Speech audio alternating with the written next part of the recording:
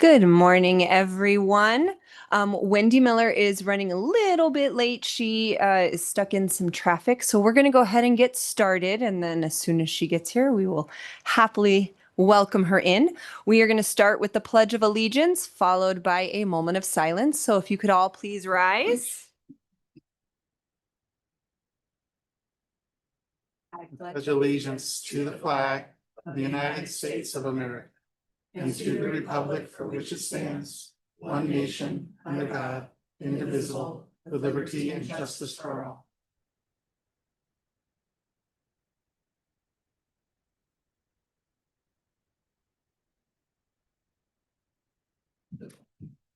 Thank you. All right, just a couple of housekeeping items before we get started. For board members that are in person, there is a microphone directly in front of you. When the mic is red, when it's red, the mic is not live. Please click on the mic when you would like to speak. It will turn green and then you can speak. Once you are done, please push the button again so that the mic turns red. For board members participating via Zoom, please stay on mute. If you would like to speak, please push the hand icon to indicate you would like to speak. This will help me know that you have something to say, and I will make sure you have an opportunity to do so. For charters or applicants on the agenda that are participating via Zoom, please stay muted until your item is called. Once your item is called, board staff will introduce the item, and then I will call on you to address the board. At that time, you may unmute yourself. For charters or applicants on the agenda participating in person, once your item is called, board staff will provide a brief introduction and answer any questions board members may have for staff. Then I will request that representatives from the charter come up to the podium to address the board. Ashley, would you like to do the roll call? Oh, perfect timing. We've been waiting for you, Wendy.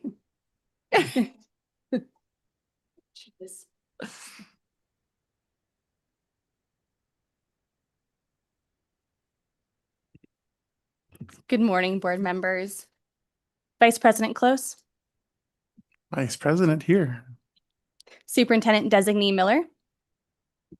Here. Ms. Barr. Here. Dr. Crockett. Here. Ms. Foster. Here. Ms. Jones. Here. Mr. Ruiz. Here. Mr. Snyder. Here. Mr. Swanson. Here. President Montier.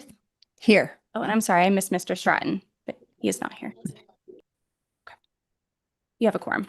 Wonderful. And Ashley, did you want to make a comment about the cameras? Yes, thank you, President Montier.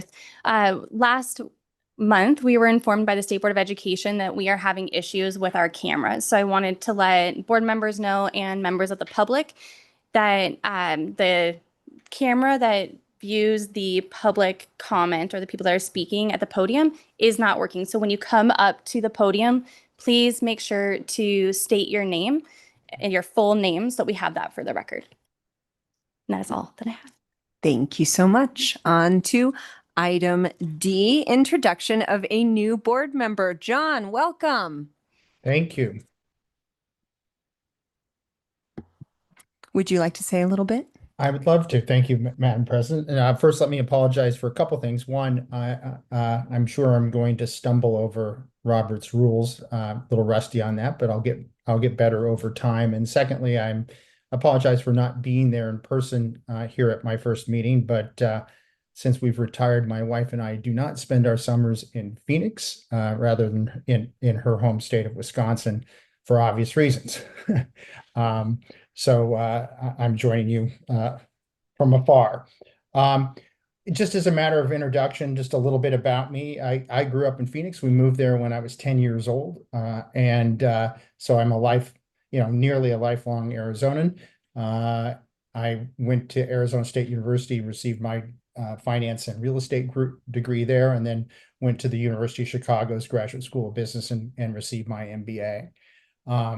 Shortly after that, I went to work for what was then known as Rauscher Pierce Roughness, now known as RBC Capital Markets, where I worked until the end of 2023 and retired. In my the last 20 of my 34 years there, or 20 plus of my 34 years there, I created and led a group that financed primarily facilities for charter schools across the country. In that time, my group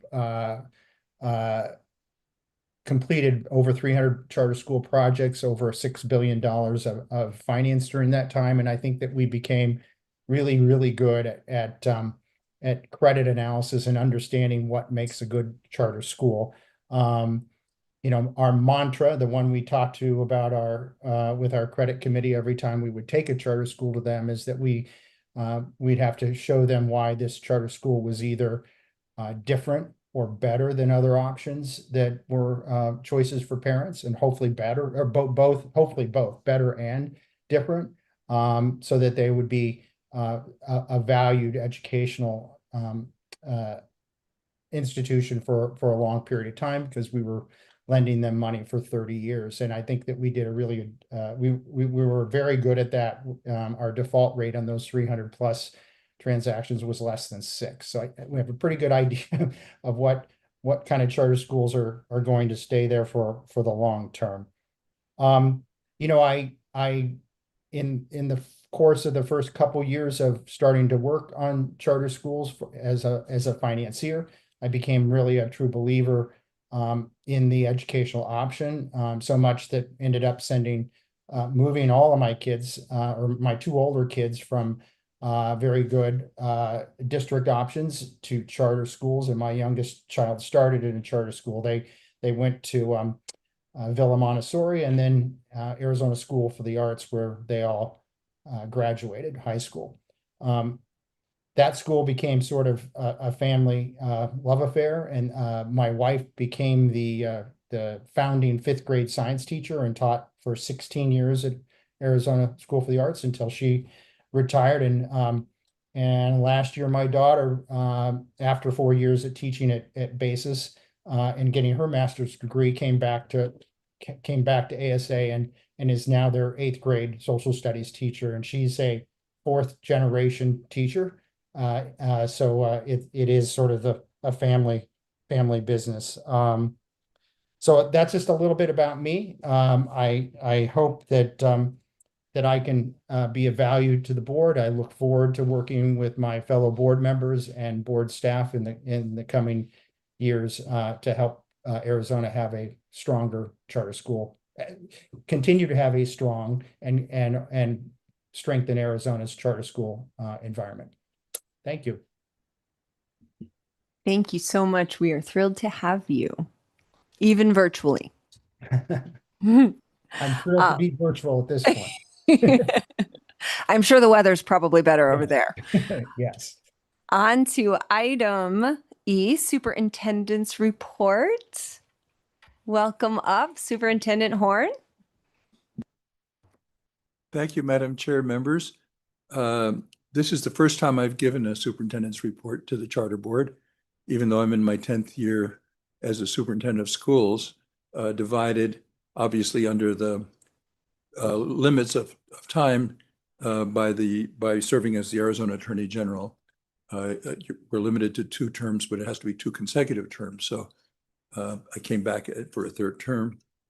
Some of you know about my background with charter schools and others don't. So I thought I would give you a very brief history of my background with charter schools. When I was in the legislature in the 1990s, I served as the chair of a conference committee which considered a bill in which the Senate version had a limitation on the growth of charter schools. Charter schools were just starting in the 1990s, and the House version did not. And as the chair, the Senate version had a limitation on the growth of charter schools. As the chair of the conference committee, the first thing I did was to eliminate that provision. I thought the market should prevail. Parents should have as many or as few charter schools as they want. As a result of that, during my first term from 2003 to 2011 as superintendent, Arizona was number 1 out of the 50 states in our percentage of students in charter schools. Florida was 2nd, A lot of people enjoy that because Florida always likes to brag about being first. And so, but on this one, Arizona was first and Florida was second. More recently, this past year, we obtained from the federal government in grants from the federal government, the most per capita of any of the 50 states. It was $34.5 million. I'll give you a few examples of what that will go for. 9 new schools, support for 22 high-quality schools, technical assistance, 166 on-site formative assessment trainings. So we are very, very strong supporters of charter schools. I've been a very strong supporter of parental choice. I believe parents should have the right to send their child to that school where their needs will be best met. And so that can be public schools, which includes charter schools, or ESAs, which I've been fighting to defend, as some of you know, if you follow the news. Your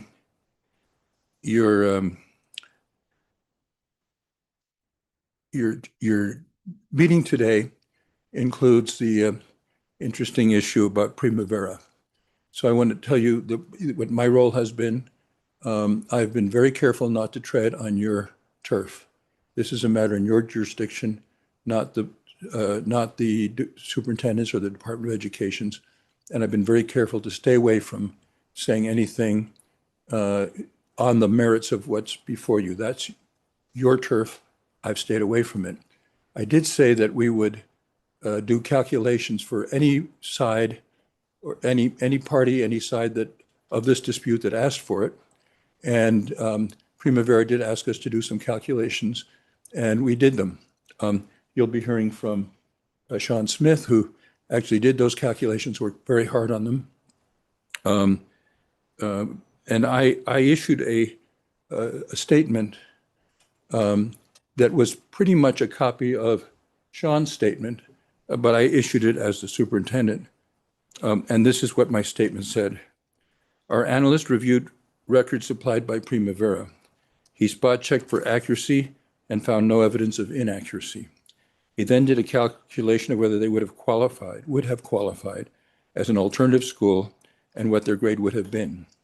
He found that based on the quantitative data, of course you consider other things besides quantitative data, they would qualify as an alternative school and that their grade would be C. I hereby certify the work of the analyst. That's the only thing I've said in public about this issue. Finally, I want to offer congratulations to a wonderful Arizona Charter School founder, Diana Diaz-Harrison. She has been recently named as the U.S. Department of Education's Deputy Assistant Secretary for Special Education and Rehabilitation Services. Ms. Diaz-Harrison is the founder and executive director of a network of Arizona charter schools serving autistic children, a big need that she has done a great job of filling. She is the mother of an autistic child, and her devotion to helping special needs students, coupled with her efforts to help others launch special needs charter schools, has been a great benefit to our state. I can think of no one better to be appointed to a position of national influence, and we should all join in congratulating her. And now I'm happy to take your questions. Thank you so much for that report. Board members, do we have any questions for Superintendent Horn at this time? No, I don't think we do. Well, Thank you so It's much. great to be here. Well, it was great to see you. After 10 years, it's about time that I came. Thank you all very much. Thank you. All right. Agenda item F, Executive Director's Report. Good morning, President Montier, Vice President Close, Superintendent Designee Miller, and members. I'd like to provide you with an update on approvals finalized since our last meeting, along with school reviews that have been conducted and completed. Since our last meeting, 4 schools have decided to close effective July 1, 2025. Of these closures, 1 was due to the school leader's retirement, 1 resulted from board action, and the 2 remaining were due to low enrollment. I have approved 32 amendments since our last meeting. These amendments are more technical in nature and involve updates to charter holder contracts such as instructional days and governance requests. Throughout the month of May, sorry, Dan, can you change the, thank you. Throughout the month of May and now into June, board staff is working to finalize their outstanding reports and have completed their last on-site visits. We conducted 12 specialized accountability visits and pop-ins.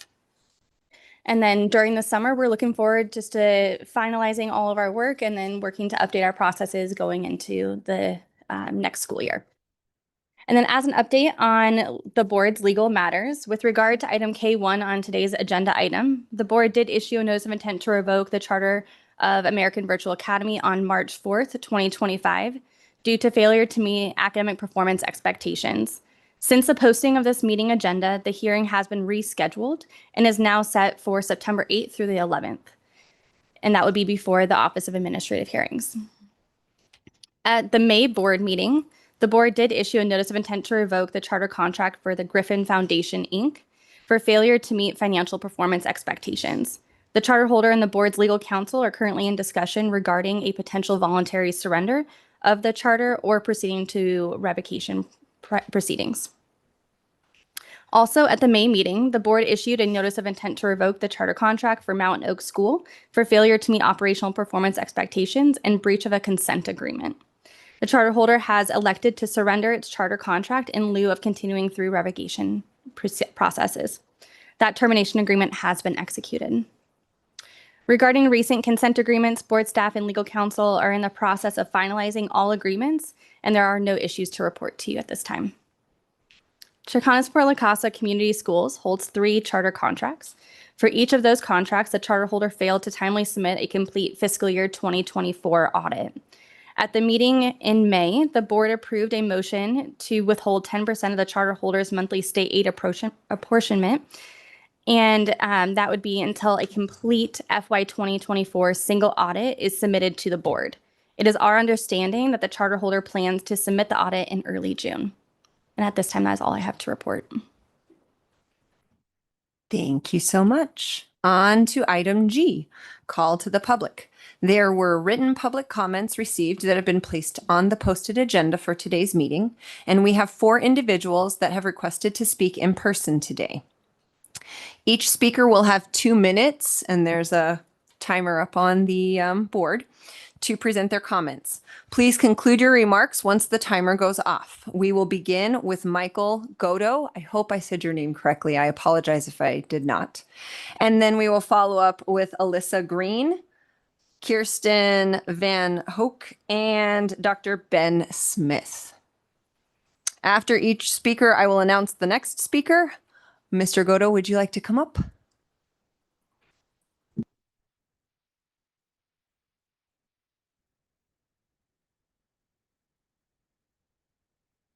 That's the first thing you said. All right, I'm on the clock. All right, well, my name is Mike Godo. I'm the newly appointed head of school for Unbound Academy. So I'm here speaking on behalf of that virtual charter that was approved back in December of 2024. So as part of my onboarding and going through all materials, one thing that I noticed in watching the recording of the approval process was that the board did request that we come back and give some updates on successes, challenges, and whatnot. So obviously with doors not open yet, we are at the 6-month mark since that approval. So I just wanted to come and give a real brief update on, what's going on and what we've been up to. One thing the board pointed out is the saturation of the market. And that's something that's been not challenging, but fun, working with families about the new model that we're introducing to Arizona families with 2-hour learning and the AI component. So that's been a really fun educational piece. We've been doing a lot of virtual parent sessions, and parents have been really wowed about the progress that, 2-hour learning is seen in other states. So the other topic was, as far as AOI framework and the transition of Unbound Learning Institute from private to public, to kind of put my background on the spot for a little bit. I've had a very strong mentor for the last 10 years in the public charter sector. So I'm very happy to bring a lot of those skills and assets to Unbound Academy as we get our charter started. As part of that, we are obviously partnering with the Arizona Charter School Association and the Arizona Charter Board, sending them 1 million emails a day to make sure we get everything ready to roll. Finally, the other piece is technology usage, part of with the saturation of the market and just making sure technology wise, we're doing everything that's necessary to keep kids and their data safe, protective, and being efficient and effective. What we've done is we've had conversations with the NAU department called the Arizona AI Alliance. We've had very proactive conversations with them over what it means to be an efficient and safe AI using school. So we're putting ourselves through a checklist through those components. Again, it's nothing official, but it's just a checklist that at least we internally can run ourselves through. And again, this is a very informal 6-month check-in. And, we look forward to the spring, letting you know how fall semester went. 3 seconds left. Nice job. Well, I look, get- you even have walkout music. It's fantastic. That was great. Thank you so much. All right, Alyssa Green, come on up. Please make sure that the mic's on, so we're good, but make sure you state your name and about which agenda item you're speaking. Before I speak, may I respectfully request 4 minutes of your time? Would that be possible? We're going to keep it to 2, but thank Okay. you. Thank you. I'm speaking on agenda item K1, Primavera. I got you. Good morning. My name is Alyssa Green. I'm a teacher at Prima Vera. I have a heart to serve our students, especially our most vulnerable population. My incredible friend Stephanie got pregnant when she was a young teen and subsequently enrolled at Prima Vera Online so she could continue working on her education while raising her beautiful baby girl. She's a proud Prima Vera graduate and is testimony to what the school offers, and I'm thankful that she and so many others have had that opportunity. I know you've heard or read from students and their families about what the school has done for them, but today I just wanted to take a few moments to share what it has also done for our teachers. I graduated from ASU in 2022, bright-eyed and eager to start molding young minds. Instead, I was met with a harsh reality during my first year of teaching at a local public school. A broken system tried to break me. Physical fights erupted daily on campus. In my own classroom, I watched students throw soda and food at administrators. I attended the funeral of a precious student who took her own life within weeks of her sophomore year. I sheltered my students from over 4 hours when a gunfight broke out in the parking lot during passing period, and the gunman fled on foot. I kept them calm when SWAT tried opening my classroom to make sure that all of the doors were locked.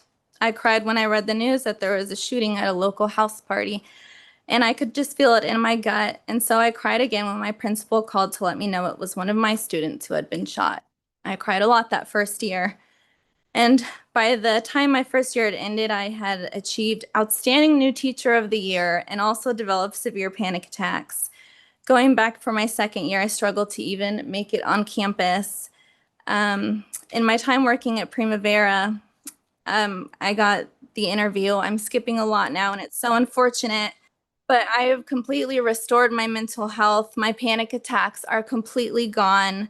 The culture here really values well-being and health. When the Brightly Thrive initiative was introduced, I really started taking care of my health. I lost 70 pounds. I'm feeling better than I ever have in my entire life, and that's all thanks to the culture here at this school. As cheesy as it sounds, our school rocks. It's truly amazing that we're a virtual school, yet we offer so many opportunities to connect. We want the students to come, and we want to support them really, really, truly. So please just take my experience and just imagine it from the lens of a 15-year-old in my classroom and what they were feeling and going through. They really needed a safe place to go, just like I did during that time. And we found that at Prima Vera. My best friend Stephanie found that at Prima Vera. And I just ask that you understand how much the school matters and take my words into consideration. Thank you so much. Thank you. Kirsten Van Hook. Did I say that right? That's pretty close. Oh, tell me how to say it. Van Hook. Van Hook. Van Oh, Hook, yeah. okay. All right. I apologize. No, you're totally good. Welcome. My name is hard. Hi, I'm Kirsten Van Hook. I'm here to comment on the Prima Vera topic. I was born and raised in Gilbert, Arizona. I was homeschooled until 9th grade. and then I transitioned to public high school. During my senior year, late in my final semester, I was called into the office and I was told that I was short an econ credit and that without that credit, I would not be graduating. No one wants to be there. My only options were summer school or coming back the following year, but that wasn't possible. My college plans were already in motion. I had everything lined up and they were just waiting on my final transcripts. Delaying graduation would have meant delaying college, and that would have completely changed the course of my life. I'd seen ads for Prima Vera, and after doing some research, I signed up. I worked through the course after school, finishing just in time. Because of that option, I graduated on time and went to college as planned, being the first person in my family to get a college degree. Today, I'm a successful software engineer, and I can confidently say that online school made that possible for me. And my story really is not unique. Prima Vera was there for me when I needed it most, just as it has been for countless other students. I hope we can keep this option available for those who, like me, just needed one more chance to succeed. There are students across the state depending on this school right now, just like I once did. Not everyone fits neatly into a traditional school, and not even to a traditional classroom. So keeping schools like Prima Vera open means giving students options and protecting their futures. I'll close with this. I was one credit away from falling through the cracks, and Prima Vera caught me, and it continues to catch students today. So thank you. Thank you. And Dr. Ben Smith. That was pretty easy. Easiest one for last. All right, thank you for your time. My name is Dr. Ben Smith. I'm a parent, biological kids. I'm a foster parent. I've got 3 foster kids. I'm also an ex-school board member. I was board president for Mesa Public Schools in 2018, served from 2015 to 2018. And I have a PhD in adolescent psychology focused in learning and learning technology. I'm coming up here to speak with you in support of Prima Vera. No direct connections, but I have seen the impact as a board member in Mesa.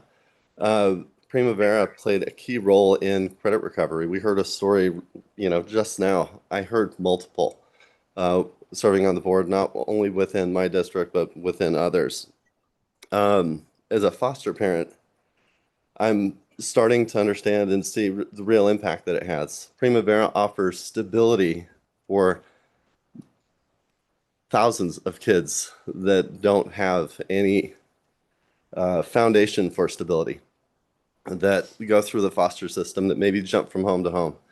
My 3 foster kids are, I think lucky because they're going to be with me. I'm committed to supporting them through graduation if needed. But not every foster kid has that. Prima Vera offers a solution for stability. The other thing that was discussed today and that resonated with me was the mental health of the kids. During the last board meeting that I attended, a parent got up and talked about her son who was bullied, that needed an out. He may have been one of those statistics that took his life. That happens way too often. And I want you to think about all of these things and all the benefits that it offers. From a public school perspective, if you think about the dropout rates that are increased and improved through that opportunity, and I'll take that walkout music as I am. But my call to action to you is to just reflect on the impact that Prima Vera has had. Yes, they made mistakes. We all do.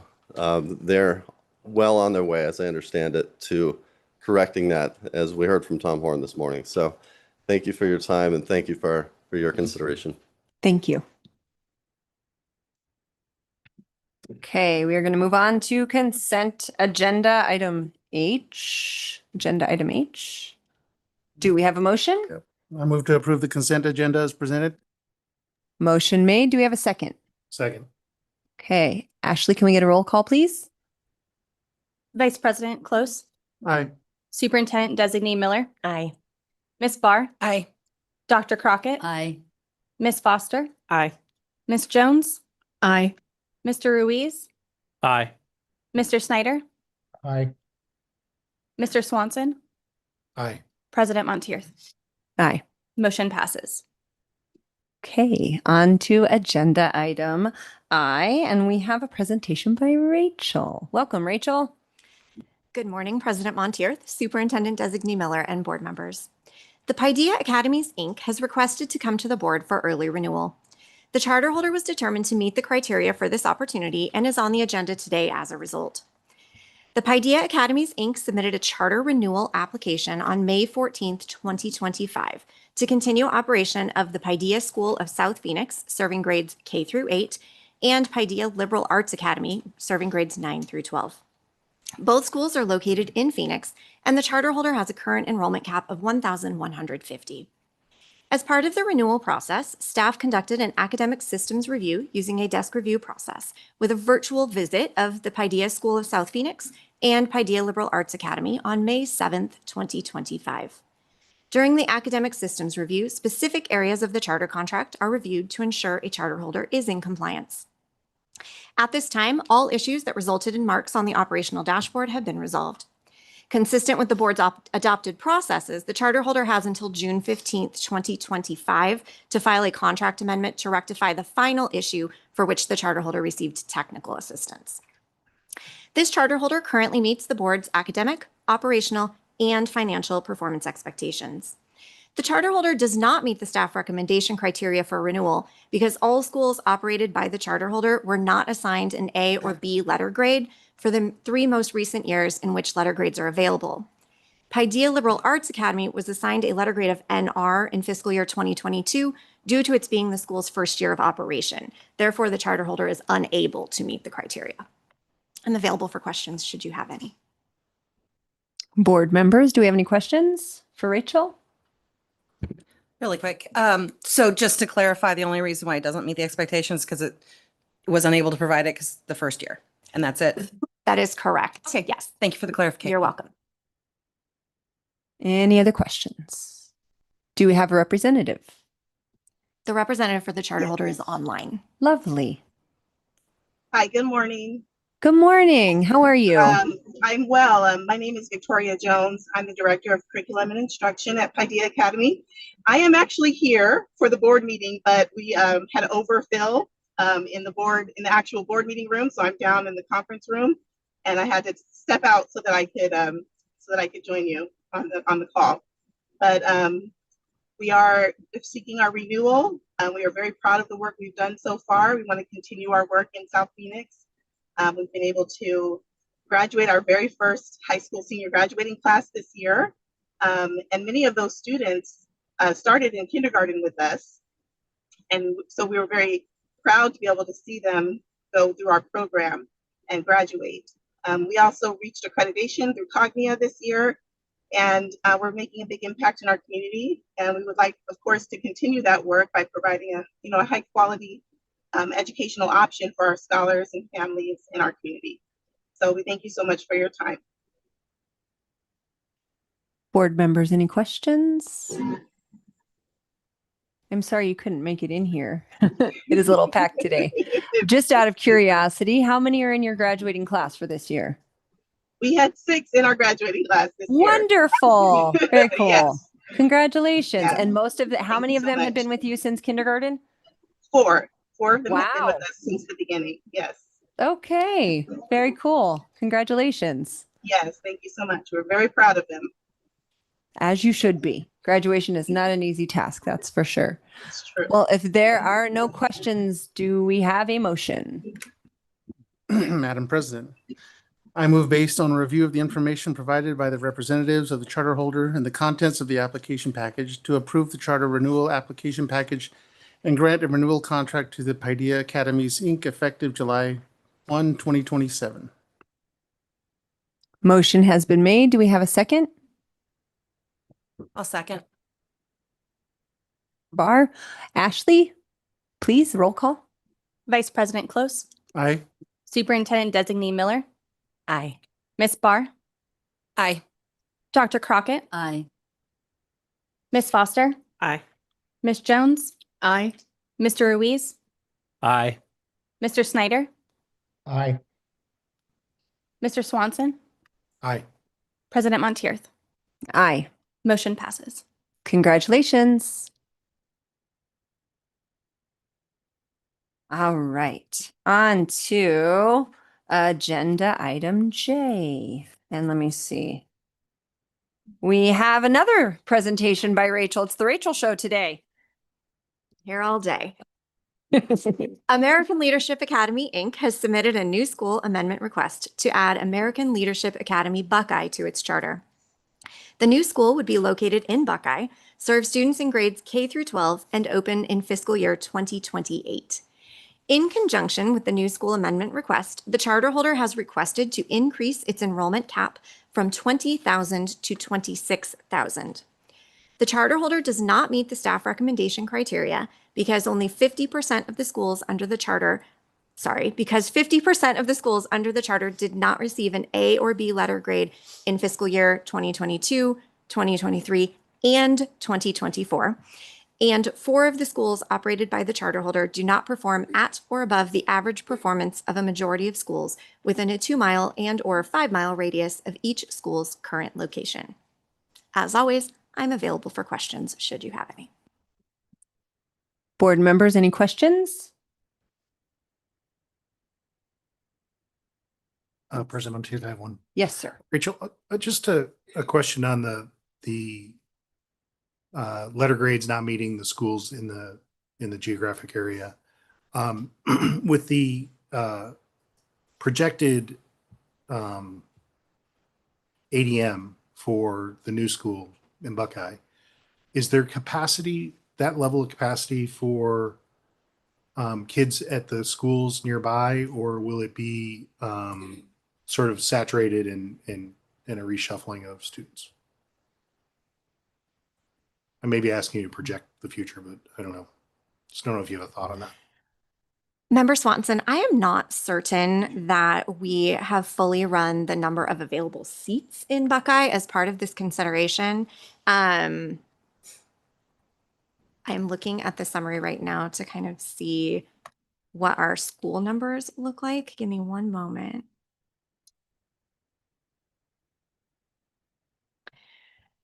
So as for seats, I can't speak to that. What I can say is that currently at the proposed location, there are 7, 12, 14, 16 total schools serving grades K through 8 within a 5-mile radius. 6 of those are charter schools. If you really want that information, I know Shannon's on the Zoom and listening right now and can probably pull that fairly quickly, but it would take us a few minutes to pull that down for you.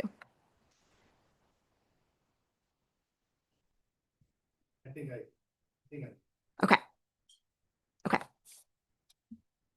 Any other questions for Rachel? Do we have a representative from the charter?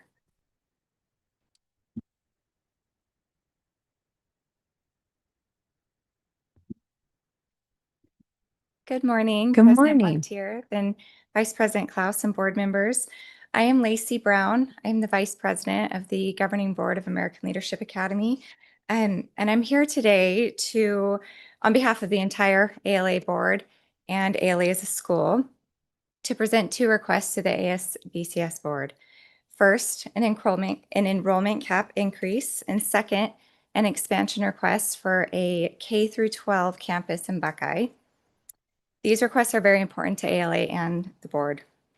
You may be familiar with our mission statement, which is to support families by providing the very best possible educational experience to as many students as possible in a moral and wholesome environment. We take that mission statement seriously, especially the 3rd clause, which is to as many students as possible, because we believe that all schools improve when families have choice. As we see our request today, as essential to providing choice to Arizona families. As I look at the challenges facing schools in our state and across the country for that matter, I am more convinced of this than ever. Our enrollment cap increase request will allow us to continue to fill the school your board has already approved for us to operate. And our request to open a new school in Buckeye will allow us to bring quality education choice to a community that desperately needs and wants one. We hope that you will consider our request favorably, and we appreciate your time and consideration today. To make the detailed presentations, I brought the following individuals with me today, and they're members of ALA's contracted EMO, Charter 1. Miss Amaris Lewis, Chief Academic Officer. Amaris is a former teacher and director of ALA's Queen Creek K-6 campus. Mr. Chris Moss, who up until recently was Charter 1's president of our pre-K through 12 operations division. Chris is also a former director of ALA's original high school and junior high campus. And Ms. Leilani Hunsaker, who leads many of our community outreach programs. Ms. Hunsaker is a parent of multiple ALA students and was previously a K-6 campus director and a former member of ALA's board of directors. With your indulgence, this team would like to make a very brief presentation to you with regarding the request that the ALA board is making today, after which we'll be happy to answer any questions or provide any additional information you may want. Thank you in advance for your time. It's a pleasure to be here today.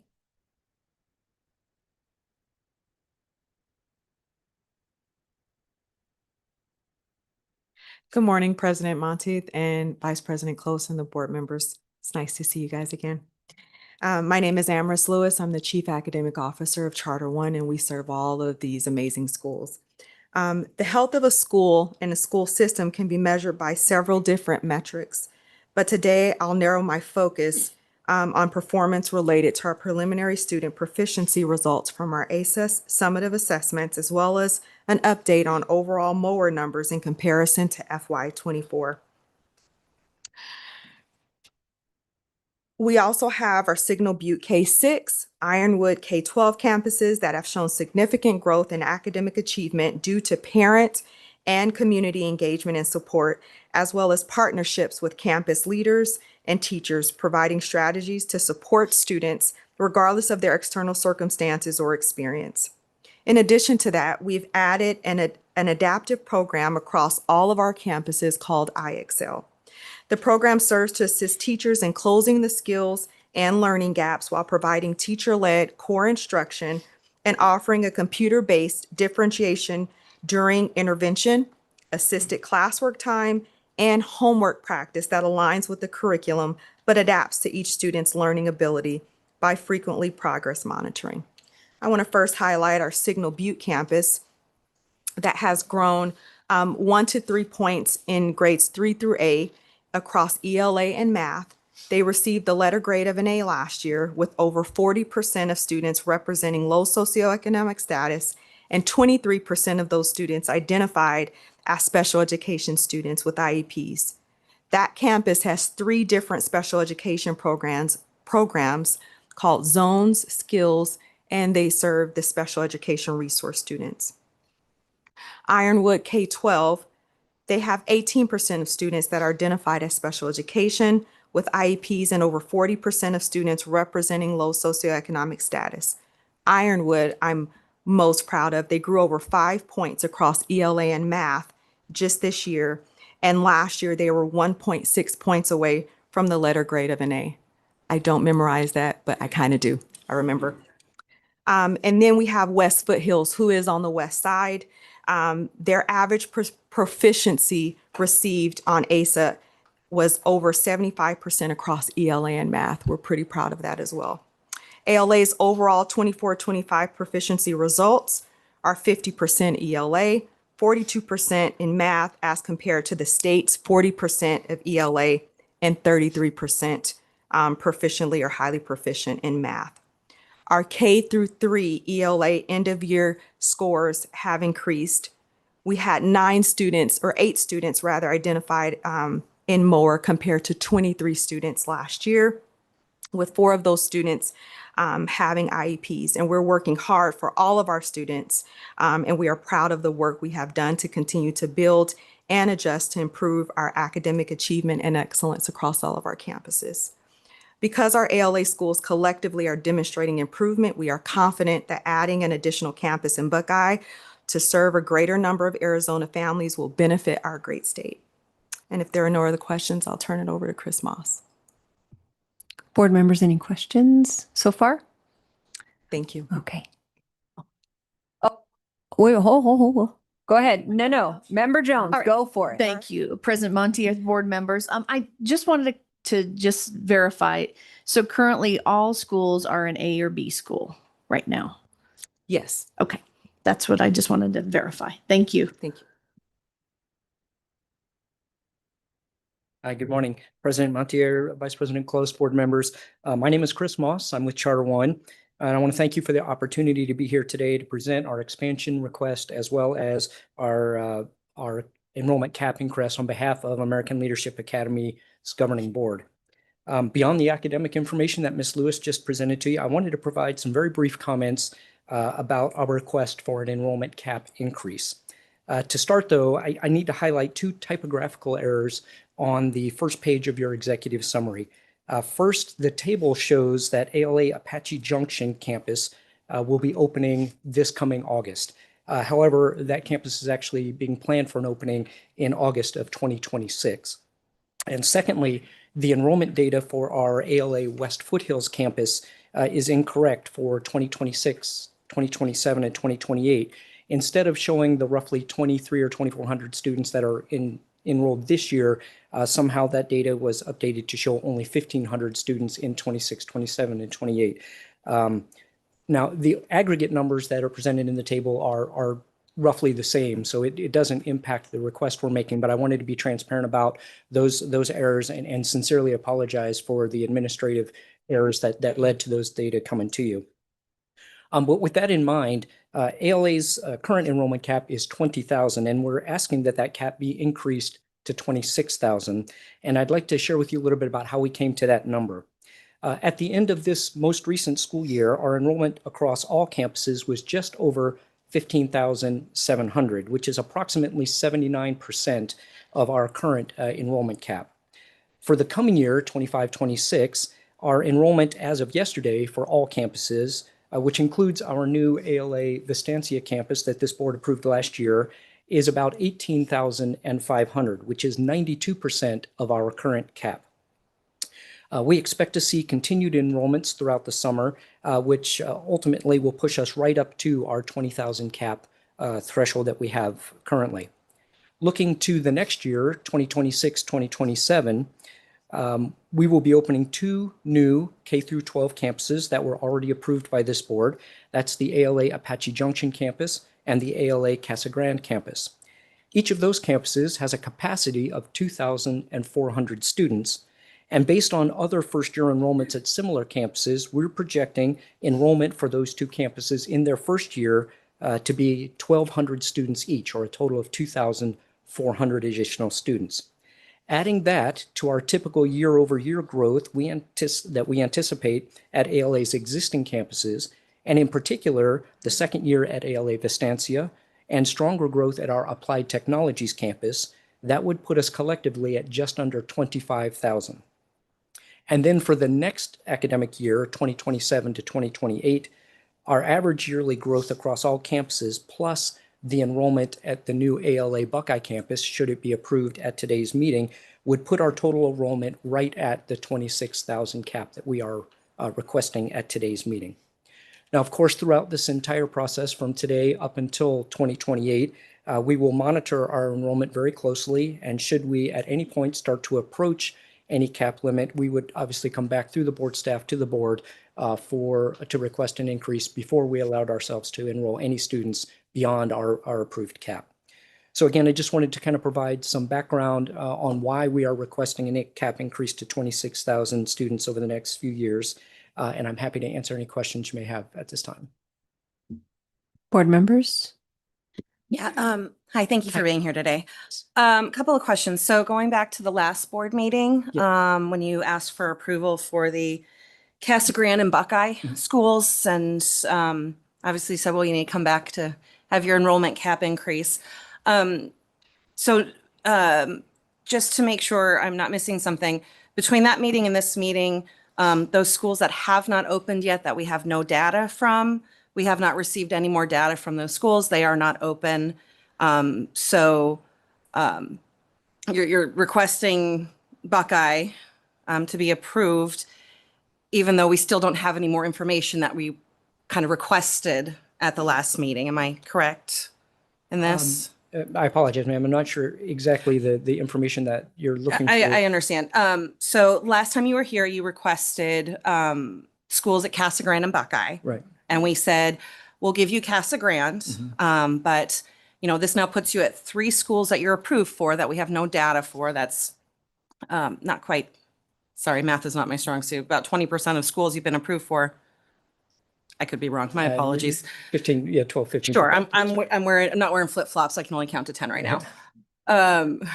But I just am confirming that since the last time you were here and we said, well, we're not comfortable giving you 2 schools because you have 3 schools approved with no data. So you're coming back requesting Buckeye again, even though you don't have the data that we requested previously? So I guess 2 thoughts and then I'll turn Okay. it. They might be able to help. Okay, thank you. I'll let Ms. Hunsaker. I appreciate that. Thank you. So thank you, Ms. Bear, for the question. And it's my understanding. Probably state your name. Oh, Yes, please yes, do. I'm so Thank sorry.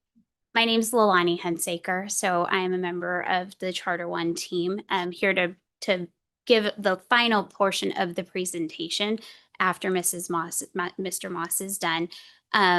As Ms. Brown stated, I am a former K-6 principal for the ALA schools, former board member and current parent. I also do our community outreach and our government relations. So I just wanted to help Mr. Moss address the question because I was here at the last meeting. And my understanding when it was determined, if I remember correctly, the concern was that we had not reached the 85% of cap. And so we needed to come back when we had gotten to that point. And then it was decided that 1 charter would be approved that day rather than 2. And so our intention in coming back today is because, as Mr. Moss stated, upon the opening of our schools in August, we will be at 92% of cap with 2 charters that are still approved, that are under construction, which will get us then into that range of needing to request a cap increase. So my understanding, and please correct me if I'm wrong, was that the request from the board was to come back when we were at that 85% of cap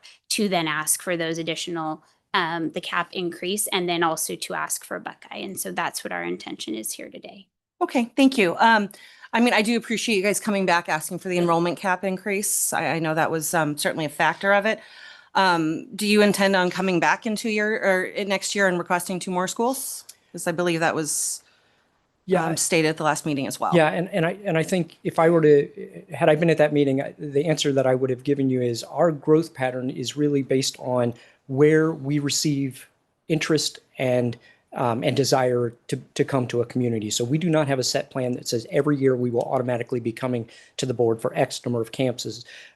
It is in our mission statement, and it is part of who we are, that we believe it's important to offer choice to the families of Arizona. So we want to grow, but we want to grow where we are wanted, and we want to grow consistent with families having a desire for what we offer in a school system. Okay. I've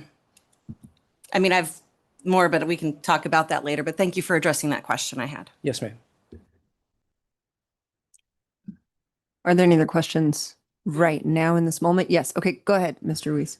No, I know you weren't at, my memory of the last meeting is starting to come back now. Because, and I was actually one of the board members that was trying to work this out, but then all of a sudden it's like we're getting jammed up here.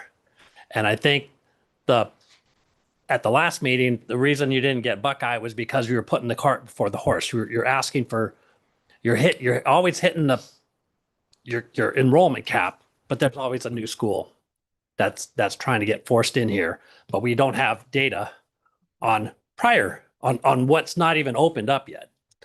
And so I think that was the big contention in the last meeting, is that the enrollment caps that you're asking for are probably are not enough, or they're just enough to always hit that your capacity. So it jams up the board to either allow the school or to jam up another enrollment cap. So that was if my recollection is that was the problem. I think that was something that board member Swanson brought up. Right. And so I think we're back in the we're back in the same situation as we were a few months ago, where we have schools that are still to be opened.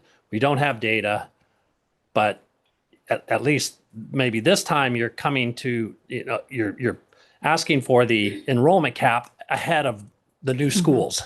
So in that respect, the process is a little bit more in line with what we'd like to see, but I feel like we're still getting a little bit jammed here. Well, sir, if I could, I guess what I would offer is that the issue of not having data, I mean, we've got 22 schools in the charter, and by the information that the academic team and the staff have provided, those schools are performing relatively well, and so we do have a pretty established history of operating the schools in a way that we hope meets the board's satisfaction.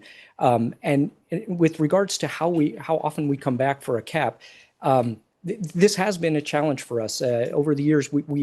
We've kind of seen some change in the various board members and the way that they like our enrollment caps presented. I recall my very first meeting I came to, we were praised for not bringing a cap increase to the same meeting where we brought an expansion request.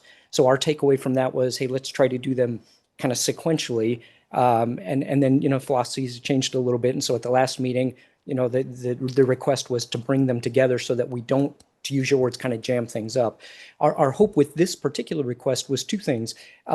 We think by our projection estimates, the cap will carry us through for 3 years with everything that we are aware that's coming. But even if Buckeye were to not be approved today, that cap isn't egregiously high. We're still into that 75, 80% or even a little bit above range with the other schools that are out there. And maybe the third thought I would leave you with is over the past, call it 3 to 4 years, certainly since COVID, we are still dealing too with construction timelines and permitting timelines that are more complicated than they used to be. That as a charter organization that has to deal with the business realities of how to open schools becomes difficult. The timeline it takes us to start the ball rolling, which starts with coming to you for permission, and then to work through the process to get the school open.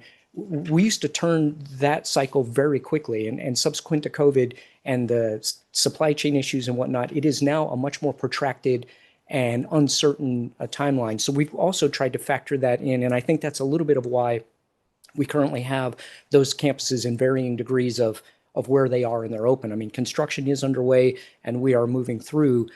We see nothing on the horizon that presents any concern. We feel good about all of those schools. It's just that in today's world, it takes a little bit longer to get us to the opening date by the time you factor in the permitting or whatnot. So our hope is that our history of performance satisfies the board, and that we hear you loud and clear that you don't want that jamming up. So we've tried to look forward and lean forward a little bit more. And as we try to navigate the timelines that are realities for us, that is why we're coming forward the way that we are. I'm just going to jump in here. I appreciate you sharing that information. And I know that you weren't at the last meeting, but the message was shared with the board that the expansion was looking to be 2 schools every year. So I think that's where there's some hesitation. I don't want to speak for all of the board members, but generally I'm getting the sense that the enrollment cap is not as much of a concern right now as the request for Buckeye, simply because of, just like you said, the delay in construction, the delay in opening schools. And you are absolutely right. And we appreciate your data, and you do have a very long history with us. So thank you for that.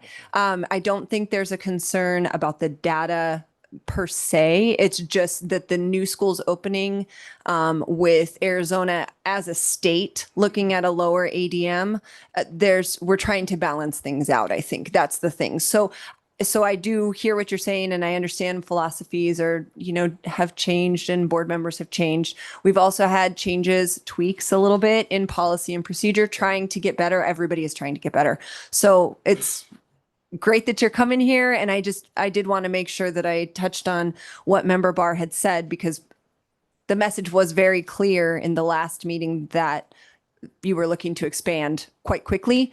And so then to have this come before us again in a fairly short amount of time sort of followed up with what was shared in the Yes, ma'am. meeting. So And just so you know where it's coming from. Thank you for that context. Yes, and if I could, I mean, and I apologize that I was not at the last meeting, so that's certainly on me and not on you. But if I was to perhaps generalize that the statement that was made before might have been a bit of an oversimplification, I think the more accurate statement, and maybe what I would ask the board to consider, is that our philosophy on growth is that at the most basic level, we believe growth is important to offer Arizona families a choice to either come to an ALA school or not, but we want them to at least have that choice. But we do not have a set formula that says automatically we are bringing 2 requests every year. We do a pretty extensive sort of market survey because there are business factors here, but also where is it that our families want us to be? It does us no good to come to you with a request to go into a community that does not want us there. And so our growth really is defined by where there is a desire for us to come. And then on top of that, other business realities. If there are, 57 charter schools there, the comment was already, or a question was asked about saturation and whatnot. We're aware of those too, because we have the reality to deal with that should it happen. So if I could just leave you with that thought that we are very deliberate about where and when we decide to request an opportunity to grow. And our first and foremost driver of that is where is it that families want us to be, and that determines when and where we would prefer to grow. President Yes. Montier, Oh. Member Snyder has his hand up. Oh, thank you, Member Miller. Okay. Are we drawing straws here? My question's quick. Okay, we'll have Superintendent Designee Miller go, and then Member Snyder. Thank you. Thank you so much for being here this morning. There's no doubt that ALA has a fantastic reputation and is serving a lot of Arizona students and families well. So we appreciate all of your work and all of your efforts. I think the board is charged with the responsibility of ensuring, like, to that point of the growth, that it be healthy, right? That it be sustainable and that it be diversified. So I think that's some of the line of questioning, but I just had a clarification question, and I apologize if it's in the materials. The stuff is thick. It might have already been said as well. So you have currently 2 approved unopened schools. That's correct? And those are going to open in 26, 27. Are there any ALA schools opening in the coming school year in 25, 26? Yeah. Go ahead and turn on your mic. Yes, wonderful. Thank you so much. Yes, American Leadership Academy of Estancia campus will open this August. And we've had, with regard to comments about concern on enrollment, we've had a very strong response from that community. In fact, we had an enrollment event late spring where we received 1,100 RSVPs. We typically get a lot of RSVPs. We didn't expect that many to show up, so we planned for 800 and we got 1,100. We have another enrollment event planned for June, and we already have 1,100 RSVPs to that. On that pace, we expect a very strong first-year enrollment, and it gives us some data, to be confident about enrollment. If you look at our enrollment data over all of our campuses, we have not experienced, with very few exceptions for marginal numbers, decrease enrollment at any campus. Even if we come in a little bit low on our first-year enrollment, historically, our campuses achieve fairly robust year-over-year growth, and we think that's a vote on behalf from our families that they are satisfied with what we're offering. Thank you. So it's Vistancia in 25, 26, and then there's 2 scheduled for 26, 27. Yes, ma'am. Prior to the Buckeye request. Okay. Thank you so much. Yes. And Member Snyder.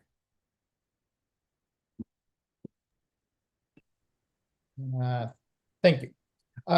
Yeah, so my question is to sort of maybe balance some of the concerns I'm hearing from fellow board members about data and timing.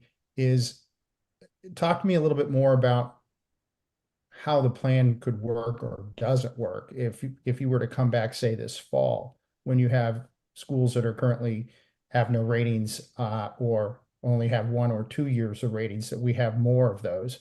And then and whether that works with respect to opening up the requested school in Buckeye 2 years from now. So I guess two thoughts. We will have, I guess, additional data for some of the schools that are not rated, but again, when I look at the complete body of work for the campuses that are out there, my assessment is that, you know, the data that we have establishes a pretty good baseline.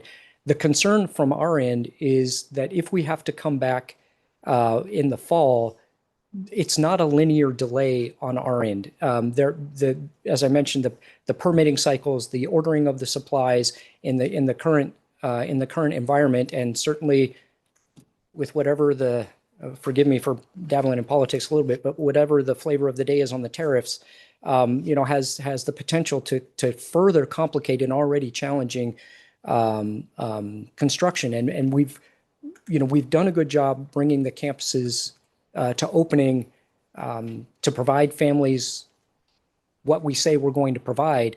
But there is always risk that the longer that we delay, costs go up. There's always the potential for, as I mentioned, political actions that wind up impacting tariffs and the like. And those can create delays that unintentionally undermine the confidence of families that we are actually going to bring what we say we set out to bring. So part of my response to your question would be, is it doable? Yes, it is, but there's risk for us. And so what I would respectfully ask the board is to help us navigate that risk by weighing the demonstrated performance that we've shown, which really doesn't have a lot of significant risk from where we sit. We think we've shown a pretty good track record, and we're not changing anything in the model that would put that track record at risk. One of the things we work hard to do is to bring a fairly standard model to our schools, which is why Ms. Lewis is able to come up and look at data from a network level and say with some confidence that we are seeing growth and we are seeing the kinds of performance that we're after. So, sir, I hope I've answered your question. If not, please let me know and I'll take another stab at it. No, thank you. President Montiel, board members, first off, thank you for being here. So I guess a couple things. So right now, Apache Junction, Vistancia, Casa Grande, and Buckeye, you have parents that are choosing to want to enroll their students there, either through nights that you've had that have shown interest in those sites, or through market surveys, or through other surveys. But at this point in time, you have parents that want to choose to send their students to an ALA in those areas. Yes, ma'am. Okay. And the idea is asking for the cap increase, asking for the campus, is to try to put in motion a growth plan that lowers the risk for you to be able to then open those without the risk you just were specifying that could happen. So you're looking for having more time to be able to lower the risk, then be able to not have to come back so that you can solidify that plan. For the Buckeye expansion request, yes, Yes, ma'am. that's what I mean. Absolutely. Okay. Absolutely. And if I could, not only risk to us, but risk to those families, because as we've seen in other places, if families make plans to come to us and then we don't show up, right, that creates difficulty for them as well. Okay. I just wanted to confirm that, and that's all I had. Thank you. Other questions from the board? President Montier. Sir. President Montier, board, thank you. So, obviously you guys run a good operation. You have, do we confirm all their schools are A's or B's right now? I'm sorry, can you ask that one more time? Are all the schools A's or B's right now? That is correct. Except for ones that are not. All, rated. yes, Right. all of the schools that Thank you have for that. current letter grades are A or B right now. As I recall, and I think you were before us, was it November?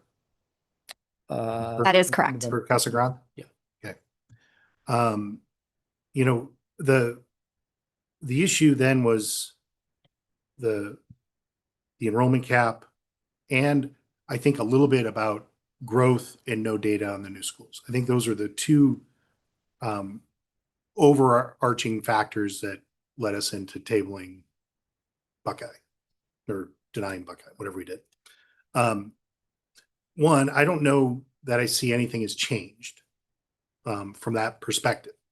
But you guys run a good, so if we're, you guys have a ton of schools, obviously you have figured out how to grow and adapt and create talent and move people around. But it continues and it's harder and harder. One of the things that is weighing on me is when Rachel said there were 16 schools and the role of this board. This board is here both to approve and allow schools to grow, but we're also here to manage, maintain, and keep healthy charters out there. And since COVID, and when we lost 50,000 students in the system overall, and since ESAs, we're facing an environment that I don't think Arizona's ever really faced. And that is a declining student population. And I think that's a real issue for us. I think it's an issue and we have operators here in this room that are dealing with that issue as well. And I don't know, that I think we need to study that and understand what that means. Because if we have 5 A-rated charters within 2 or 3 miles of your new school, that hurts the state. And I think it puts a burden on our tax dollars as we have dollars moving around and schools faltering or failing because their enrollment is declining. And I know this is not your issue, but I think it is an issue for the board to think about and consider. And I think it's an important one. And I don't know if anybody on the board has any comments around that, but I just hearing, the data of what is there leads me to some concern about, are we doing the right thing for the charter community in its whole? So I'll Yes, sir. Could I offer 2 thoughts on that? Yes, please. The first one, part of our assessment of whether or not we should grow in an area is based on a projection of what is the population going to be doing in that area. And obviously in the west side of Phoenix and on that area, there's considerable growth coming. So what we don't want to do is we don't want to lag that growth. We need to at least be on par with or ahead of that growth. Otherwise, the lack of available schools can stunt the growth of communities. The second thought is, and I say this both as a parent of 3 children who had vastly different educational experiences, and from my experience when I was the director of an ALA campus, it's always amazing to me what the diversity and the breadth of what families are looking for in schools. And so when we talk about, the number of A-rated schools, I know that when I was, as a family, when we were looking to find school options for my kids, and I was a military person for almost 30 years, we moved 17 times. My kids did homeschool, charter school, private school, boarding school, public schools. We did all of that to try to find the education solution that was best for our kids. And so I saw that when I was a director of a campus, when families would come to me, the first question I would just always ask them is, what are you after? And if they would say, I want my kid to go to Harvard, that is the most important thing, they say, well, there are schools out there that is what they focus on. But that was actually the rarer number. What most families said is, I want a place where my kid is happy, my kid is safe, my kid has a productive and positive education experience. And so even if there are other options in the Buckeye area, we think it's important that parents have the option to choose what we offer. And we're proud of our mission statement about the best educational experience to as many families as possible in a moral and wholesome environment. That's important to families today.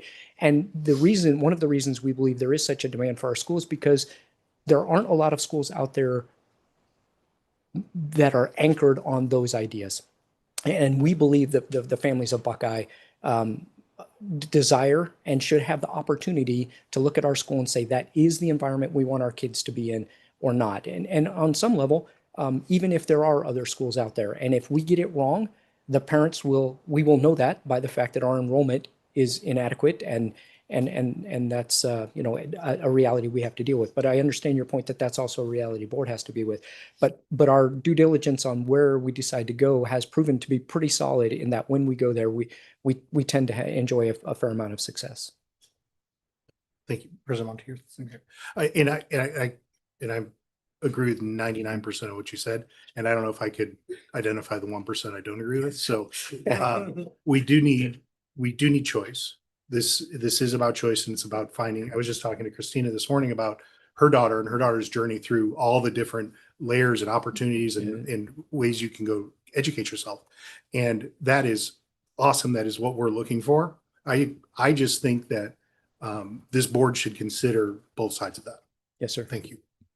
President Montier, I'm just going to piggyback Yes. on that, Member Swanson, because in the early days, obviously I'm a huge supporter of school choice, right? I run my own school choice operation.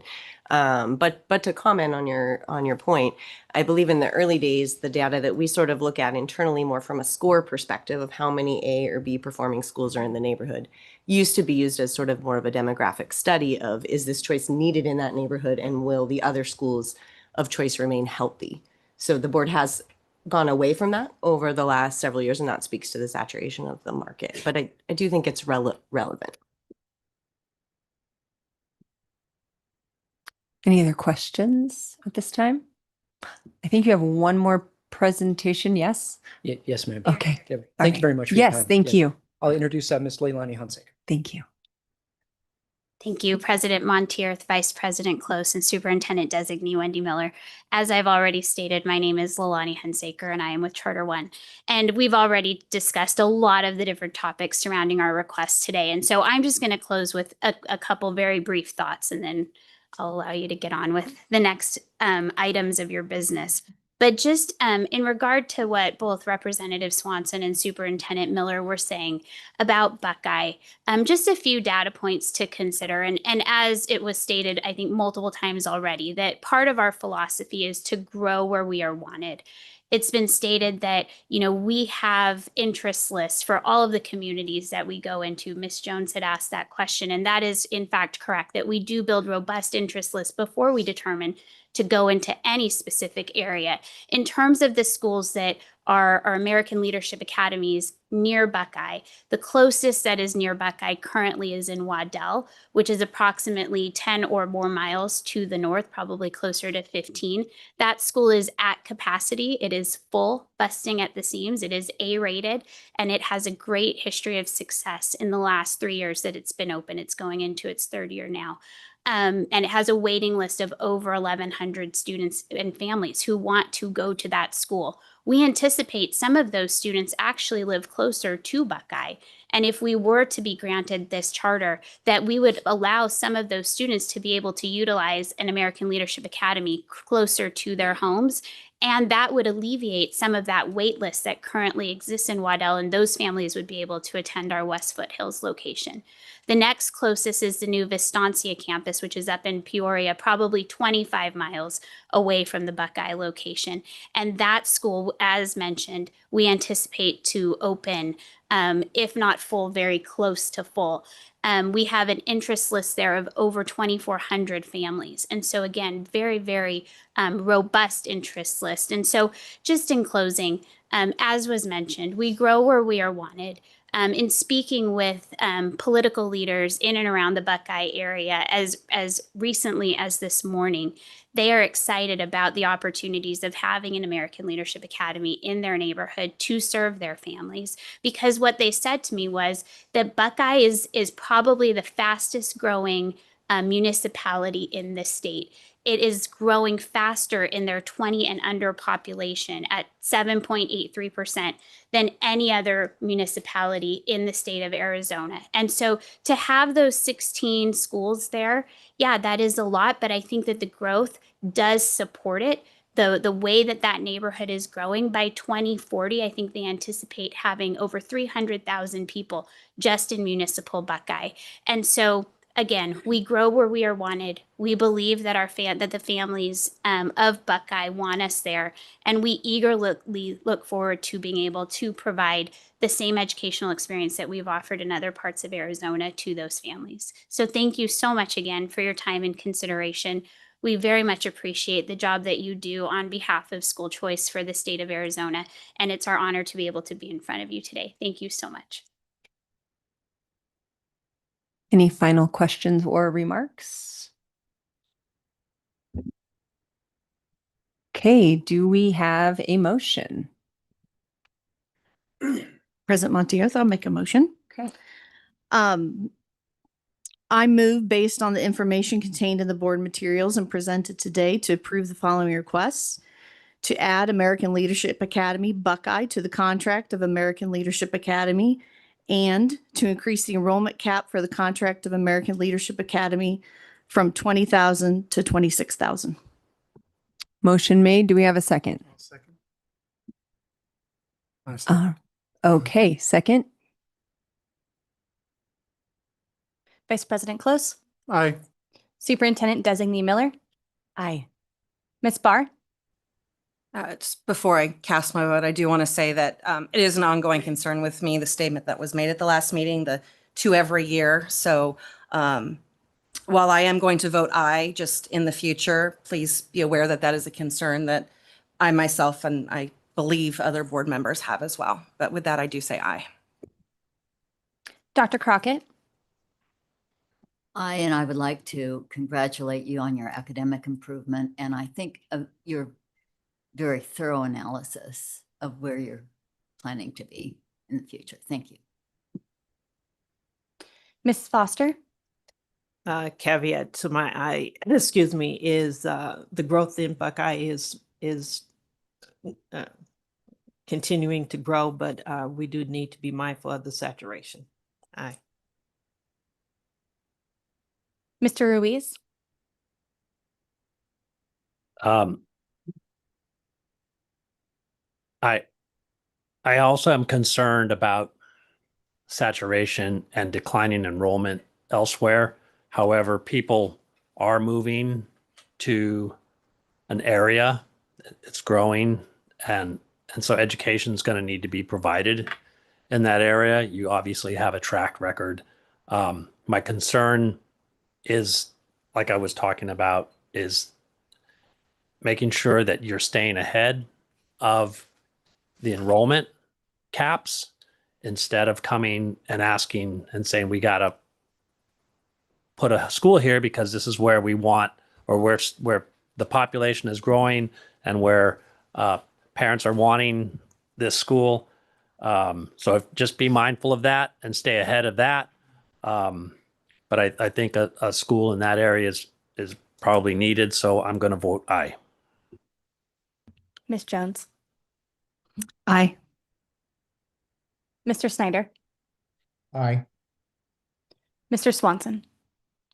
I'm going to vote aye, but I do think this is an issue, and I would encourage staff to work with the board, with the association, and other schools or interested parties to try to help figure out how do we approach this, without, we want a very healthy charter environment with good quality schools. And obviously this is a quality school, and you made some very good arguments why you should be in Buckeye. And I get that, but I think this is a significant issue for us in the future. Thank you. President Montier. I'm going to piggyback on what everybody else said, and that is my primary reason for no. It's not that I don't see value and merit in the school and your organization. I think it's fantastic. I am just incredibly concerned because as a charter operator, the message that I keep getting over and over and over again is that Arizona's population is decreasing. And so while there might be increase in certain areas, generally speaking, we're seeing a decline. So I'm very concerned about, I have no problem with the enrollment cap. I think it's a great idea. I think you are super on board with that. I would just like a little bit more time for Buckeye, which is why I say no. With that, motion passes. Thank you. Okay, we are on to item K, compliance matters, and Ashley is presenting. On April 28, 2025, the board received a formal request from American Virtual Academy's legal counsel requesting the board consider a recent review conducted by the Arizona Department of Education, or ADE. This request was submitted in light of ADE's review of Prima Vera's FY 2024 accountability classification and letter grade. Following the board's action in March, American Virtual Academy requested that ADE conduct a review of submitted data to determine whether Prima Vera could have been classified as an alternative school for FY 2024, had it applied for such classification. In response, ADE completed a data review to assess the school's potential eligibility for alternative school classification and the school's letter grade, had it qualified for the alternative letter grade model. ADE noted that while it is not possible to validate the full data set or produce a definitive final score, it did certify that it reviewed selected data provided by Prima Vera supporting its position and that the school would have earned a C letter grade under the alternative accountability model. ADE verified that the sample data submitted by Prima Vera was accurate and that the school's calculation methodologies were sound. The findings of ADE's review, along with related correspondence and supporting documentation, are included in today's materials provided to the board. Today, the board is asked to consider ADE's review and analysis of the 2024 data submitted by American Virtual Academy and determine whether the additional information provided by the ADE warrants a change to its decision. And with that, I'm happy to answer any questions. Does the board have any questions for Ashley specifically? Okay, so this one's a little bit different, so I'm just going to give a little bit of information. Normally, I would ask for a representative to come to the front, which I'm going to do. However, we are going to be very limited in what we hear from the representative as it needs to pertain to the information that we're looking at for reconsideration. We don't need to get into anything that we discussed in the last board meeting because that has already been discussed. We also are going to hear from the Arizona Department of Education and from the State Board of Education. So it's not just charter representatives that are coming before us. It's also representatives from Arizona Department of Ed and SBE. And with that, charter representative, would someone like to come up and speak? Lovely.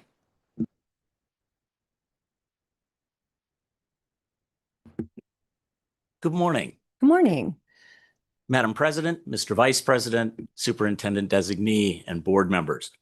My name is Greg Bordeaux. I'm an attorney, and I've had the honor of representing Prima Vera Online School for many years. We are here today primarily to discuss data that was not available to this board back at the last meeting when it voted to issue its notice of intent to revoke. That data, as you've already heard a little bit about and we'll hear more about this morning, confirms that Prima Vera Online School was a performing alternative school for the years in question. That data also, as you will hear today, shows year-over-year improvement in the accountability measurements and student outcomes in those years as well. And that data has been reviewed and verified by independent experts, including at the ADE, as you just heard, and I suspect we'll hear about in a moment, and as well by Ildi Lasco-Care of Lotus Training and Consulting, both of whom conducted independent reviews of that data. We're also going to hear briefly from Ms. Jessica Pagalotos, the Prima Vera Executive Director, who will speak a bit about Prima Vera's educational program as it relates to the data that has been provided to the board, the use of technology in combination with that data to create bespoke, individualized educational programs for all of Prima Vera's students as well. And we'll hear from Todd Crockett, who is Prima Vera's Director of Academics, that will speak to you a bit about how the data relates to Prima Vera's program and the students that Prima Vera serves. These are the things that differentiate Prima Vera from other Arizona schools and partially explain why Prima Vera serves 20,000 students and families per year. A school with an unsound educational program would never attract that many students and families year over year. So in the interest of time, I'd like to turn it over to Ms. Lasco-Care to speak about the review of the data that she completed.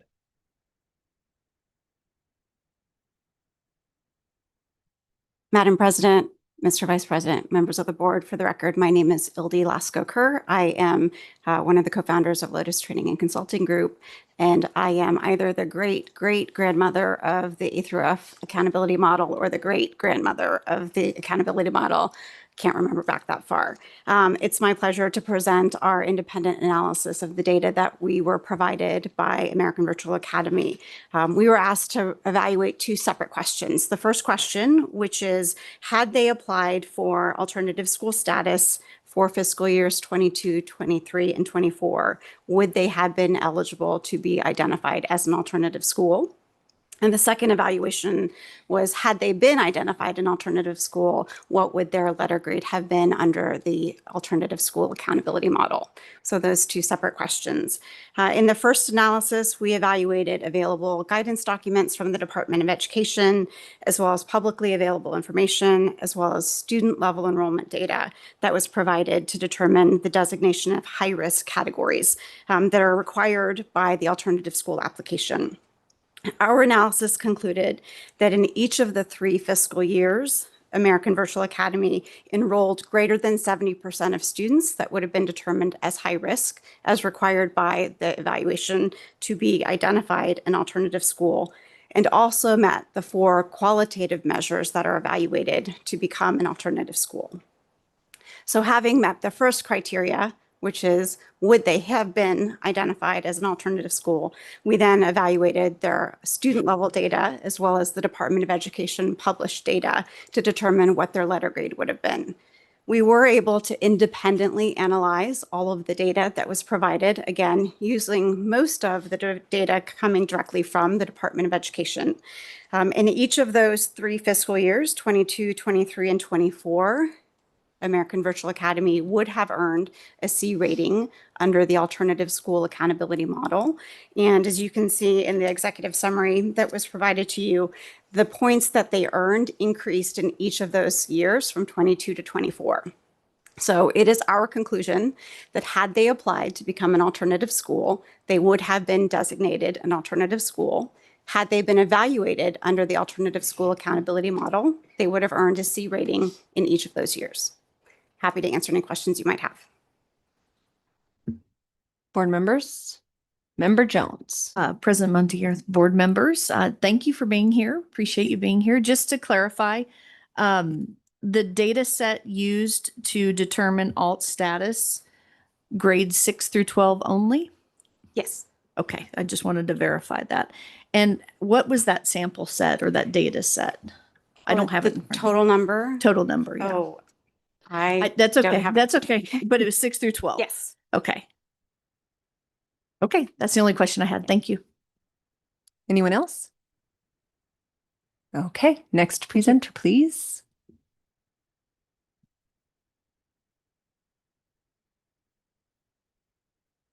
Good morning, Madam President, Vice President, and members of the board. My name is Jessica Pagalatis. Thank you for the opportunity to speak today. This moment is rooted in hope for us.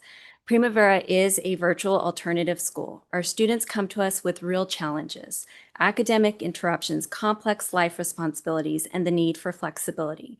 Some are behind in credits. Others are trying to balance school with work or caregiving. But regardless of why they come, the goal remains the same: to meet them where they are and to help them move forward with support, dignity, and purpose. We're seeing the impact of our work in our high school English and math courses. In 9th grade, our failure rates in Algebra 1 and English 9 have dropped 7 to 10 percentage points, with similar success in 10th grade. And in 11th grade, nearly 70% of students are passing our English 11 and Algebra 2 courses. These pass rate improvements are signs of academic recovery. When more students are passing their core classes, it means more are mastering grade level content, earning credits towards graduation, and building the knowledge and skills they need to succeed in their post-secondary choices. Our courses are updated on an ongoing basis to ensure alignment with Arizona standards, so student progress is tied to what matters most. Pass rates, especially when they rise alongside supports like one-on-one teacher outreach, personalized academic tools, and expanded credit recovery, show that our students are re-engaging and regaining momentum. Students aren't just passing more classes, they're persisting from term to term, staying enrolled and maintaining continuity in their learning journeys in a school where many students arrive disconnected or behind. That persistence is one of the most powerful indicators of meaningful engagement. To deepen that support, we've integrated AI-powered learning tools that personalize feedback for each student. For example, if a student is struggling with math application, The system might adjust a word problem to reflect something they care about, like calculating the cost of producing a music track or concert tickets, helping them stay engaged while building the same mathematical reasoning skills. Equally important, we have the ability to offer one-on-one teacher support, something many traditional settings struggle to provide consistently. For students who have struggled in large, impersonal classrooms, the individualized attention can be the key to re-engagement, confidence, and success. We also know that students can't focus on learning if their basic needs are not being met. That's why our social worker and federal programs manager have established a comprehensive support system that includes a food pantry and access to essential school supplies and clothing for students, particularly those experiencing housing instability. Devices are also provided by the school to students who need them, ensuring they have the tools required to stay connected. Connection matters. That's why we continue to build community through virtual peer groups and social student clubs, spaces where students feel like they belong, even if they're learning from home. This is about belonging in an environment that meets students' and families' needs, and we know it's working because students are graduating. In the last 3 years, Prima Vera has graduated 4,450 students. This year, we expect to graduate more than 1,500 students. That's not just a number. That's thousands of young people, many of whom are at risk of never finishing. They will walk away with a diploma and a future. We understand the board has had to consider what would happen if this charter were revoked. Where would the students go? But for many of our families, Prima Vera isn't just a school of choice, it's their last safe choice. Many of our students have come from places where they didn't experience success, had negative interactions with peers, or were not invited back. Asking them to return to those same systems isn't a solution, it's a setback. We remove barriers that others leave in place. We offer summer school so cost never becomes a reason to fall further behind. We support the whole student, not just their transcript, and we do it through flexibility, connection, and care. Prima Vera is not perfect, but it is a performing alternative school, and it is essential. We are proud of the progress we're making, and we ask for your continued partnership as we work to give every student who walks through our digital doors the opportunity to rise. Thank you. Board members, questions? Okay, next presenter, please. Oh, I'm sorry. Member Snyder, I just saw your hand. Thank you. Get on video here. Madam President, I don't have any questions for the speaker. I do have questions on some of the issues that this speaker raised. Is it appropriate for me to ask questions of the staff at this point? You may ask questions of the staff at any point. Perfect. Okay. So Ashley, I guess one of the things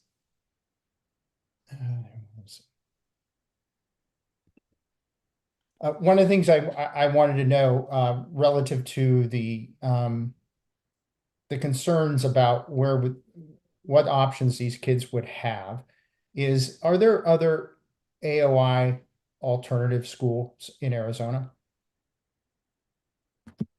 Member Senator, there are. There are not only alternative online schools, but there also are other online schools as well. Okay.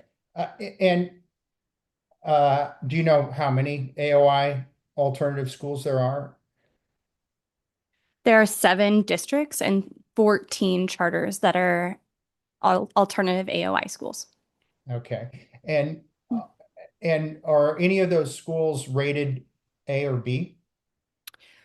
Yes, I did pull some data prior to this meeting. We do have 2 schools that were A alt, 11 that were B alt, 1 that was C alt, and 6 are non-rated. And would those schools have capacity to enroll new students? I did not pull numbers specifically for C alt charters, but I do have information on online schools in general. And the AOI enrollment caps that this board has served and has approved for charter schools would allow for over 400,000 students to be enrolled in an online setting. Thank you. That answers my questions. Okay, if there are no other questions, next presenter, please.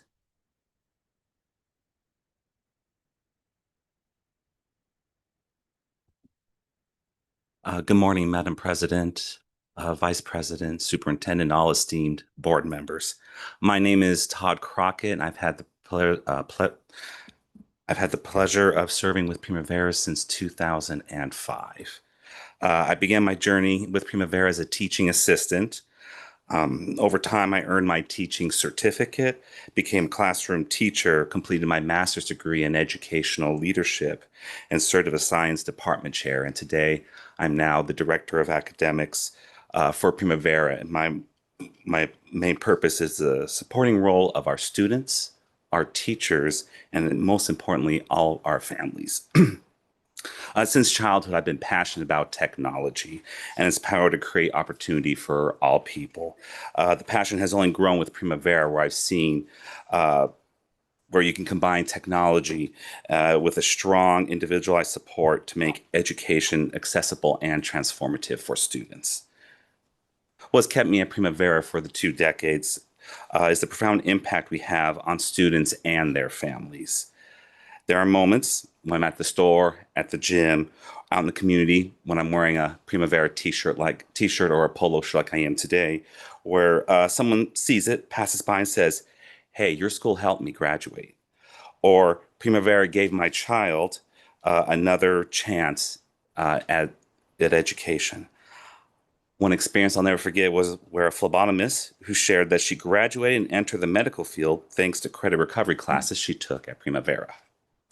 As a teacher, I saw firsthand how much students benefit from direct connection. I'd call students to help them through complicated science concepts. And at the end, many times I would get many saying, "No one has ever helped me like this before." This is the kind of personalized support, which is an important part that we do here at Prima Vera, and then also helps define us. Graduation is also an important moment of the year for us and the students. Looking at the students' eyes as I hand them their diploma and say congratulations, hearing that quiet thank you or seeing their proud smile helps drive me for the rest of the school year. Another core part of our mission is supporting alternative students, those who haven't thrived in traditional classrooms due to bullying, anxiety, health issues, work responsibilities, or other circumstances. These students are often overlooked or underserved. But we see them and we meet them where they are, whether through credit recovery, flexible pacing, or tailored learning plans. Prima Vera helps these students re-engage, build confidence and success. I'd like to share with you just a specific story with that that impacted me. And with this student, I'll call him Matt. Matt joined Prima Vera as a sophomore, struggling academically. He had failed several classes and wasn't sure if he could even graduate. When he was placed in my chemistry A class, he shared some personal information and some challenges that he was facing. He did feel quite overwhelmed. With regular tutoring and engagement, Matt was able to pass my chemistry A class with a B. More importantly, he discovered his passion with chemistry. And next term, he enrolled in my honors chemistry B class and passed quite successfully. And he was able to graduate on time. Recently, I received this message from him directly. He says, "Good afternoon. I wanted to thank you for all the effort you put into my honors chem course in 22-23. I was dealing with a disability and you helped me succeed. I'm now thriving at NAU as a chemistry major with a pre-med emphasis. I made the dean's list and won an award for being the top of my class in Chem 151-52. Thanks for being a great educator and inspiring me even further." Messages like me remind why I do this work. Prima Vera just isn't a school. It's a second chance, a fresh start, and for many, a lifeline. I just want to say thank you all for the time for speak with me and share with you how Prima Vera helps empower our students and their families. Thank you. Any questions? President Montier, if yeah. I may, we were able to pull those alternative numbers if Mr. Snyder would like them. Mr. Snyder, would you like those numbers?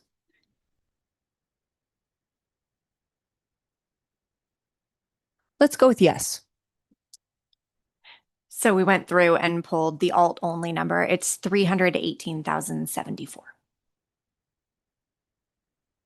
Okay. Any other questions? All right. Can we please have Mr. Sean Ross and Mr. Sean Smith? It doesn't matter to me who goes first. I'm happy for whoever. Yeah. Okay. Wonderful. Save the best for last.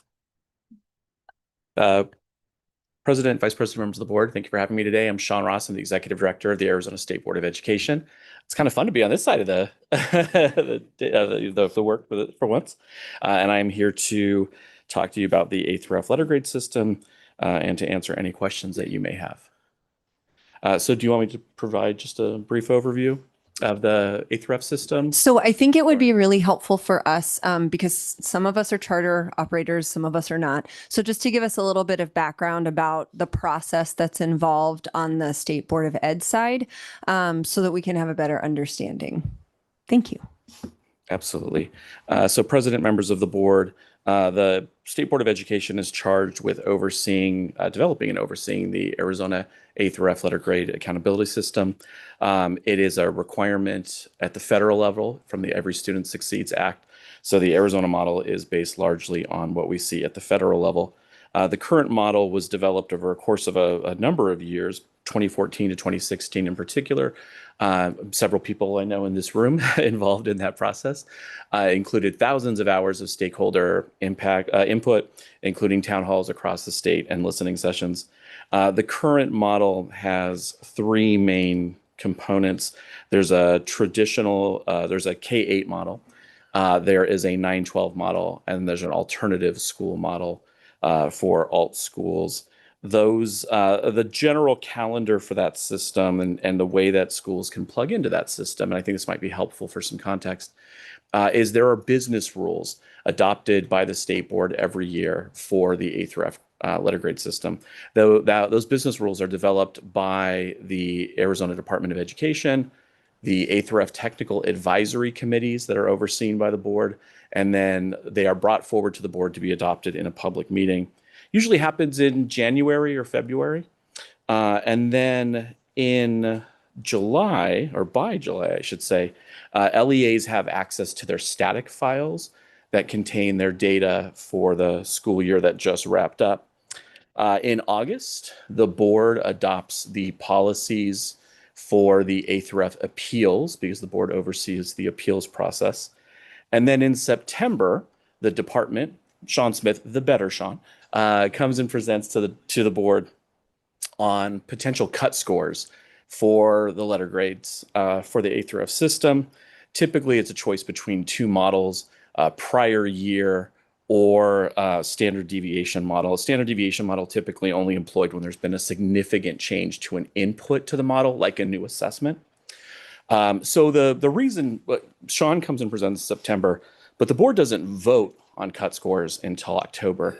And that's done actually very purposely because as soon as the board votes on cut scores in October, letter grades are then released usually by the end of that week.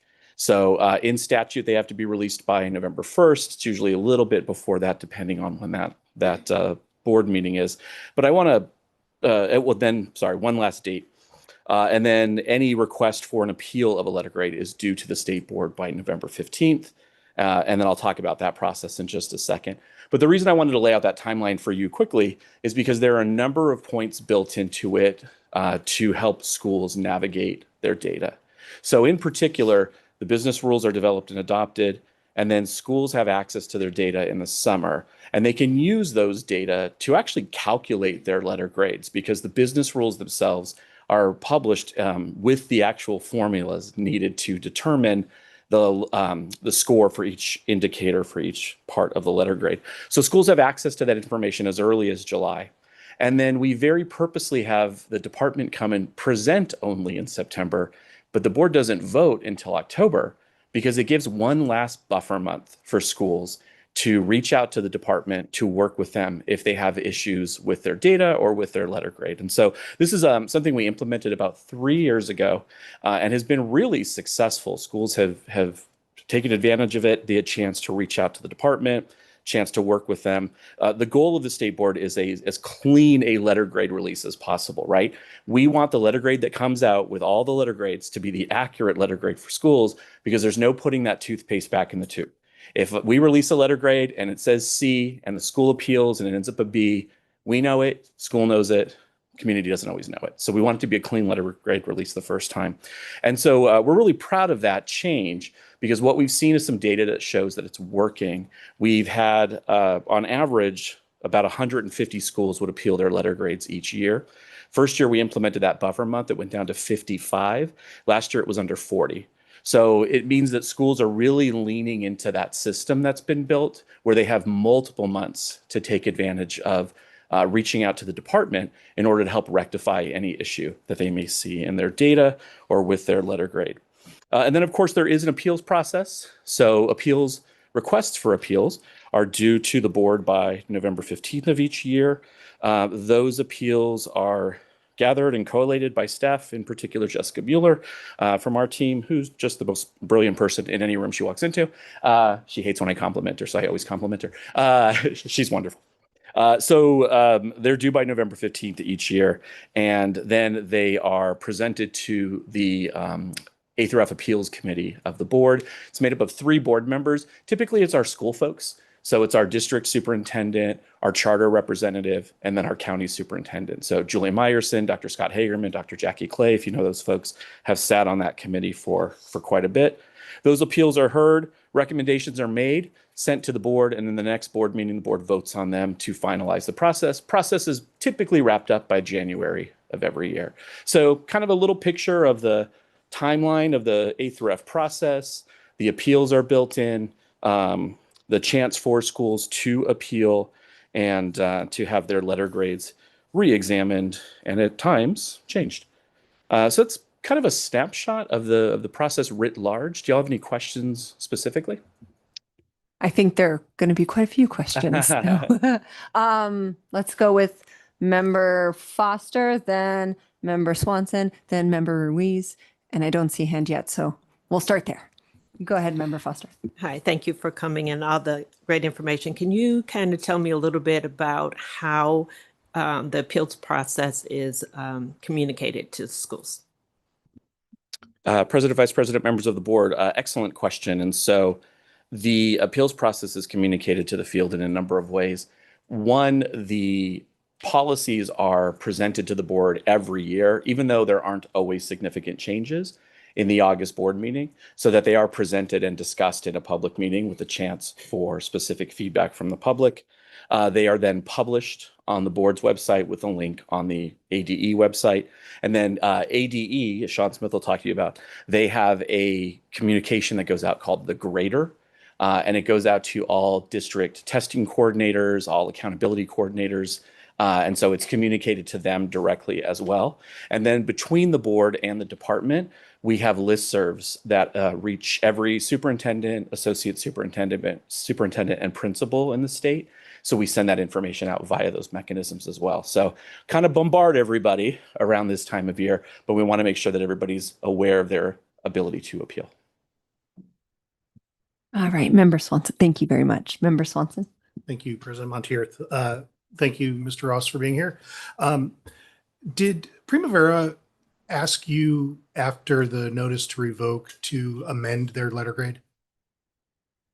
President, Vice President, members of the board, Member Swanson. Let me kind of parse that question a bit. We have never received a request from Prima Vera to appeal their letter grade. That is what would come to the State Board of Education. I'm not sure if your question might be related to their status as an alternative school. That question would actually go to the State Board of Education. So Sean Smith could speak to that in just a minute. But Prima Vera has not ever appealed its letter grade to the State Board of Education.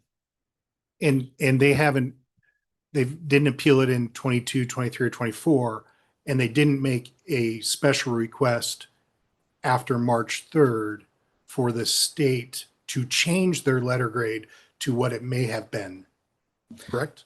President, Vice President, Member Swanson, the State Board has not received a formal request from Prima Vera to examine or change its letter grade. The State Board has not.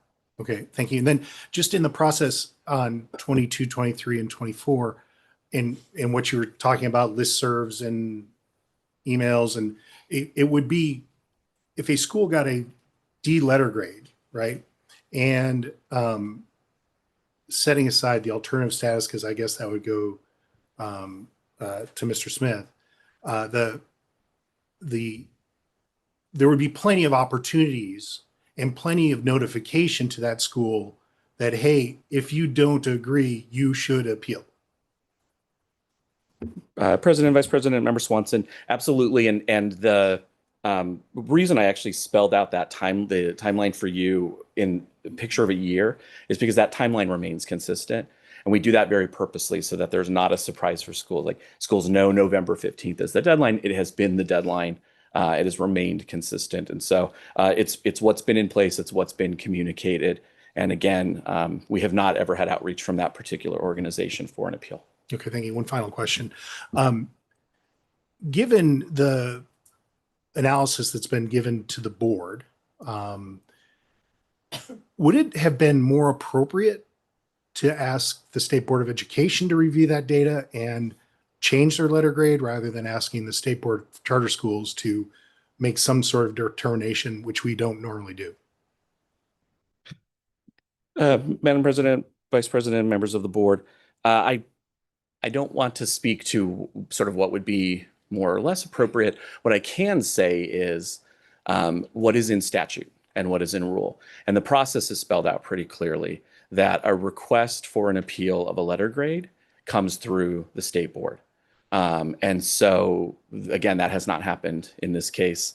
A request of another type, say something like alt status, would then go through the department. But yes, per statute, a request for a reexamination of a letter grade, a formal reexamination, would go through the state board. Okay, thank you. And one final question, sorry. And I appreciate your time. Has the State Board of Education ever changed a letter grade after the appeal process is closed? Madam President, Vice President, Member Swanson, no, the board has not ever changed a letter grade after the deadline for appeals has passed, nor have we ever had the request from a school. So it's never been requested and has never been granted. Thank you very much. And then I think Member Ruiz, you had a question? Yes, thank you. So right now you said you're hovering around 40 appeals, requests for appeals.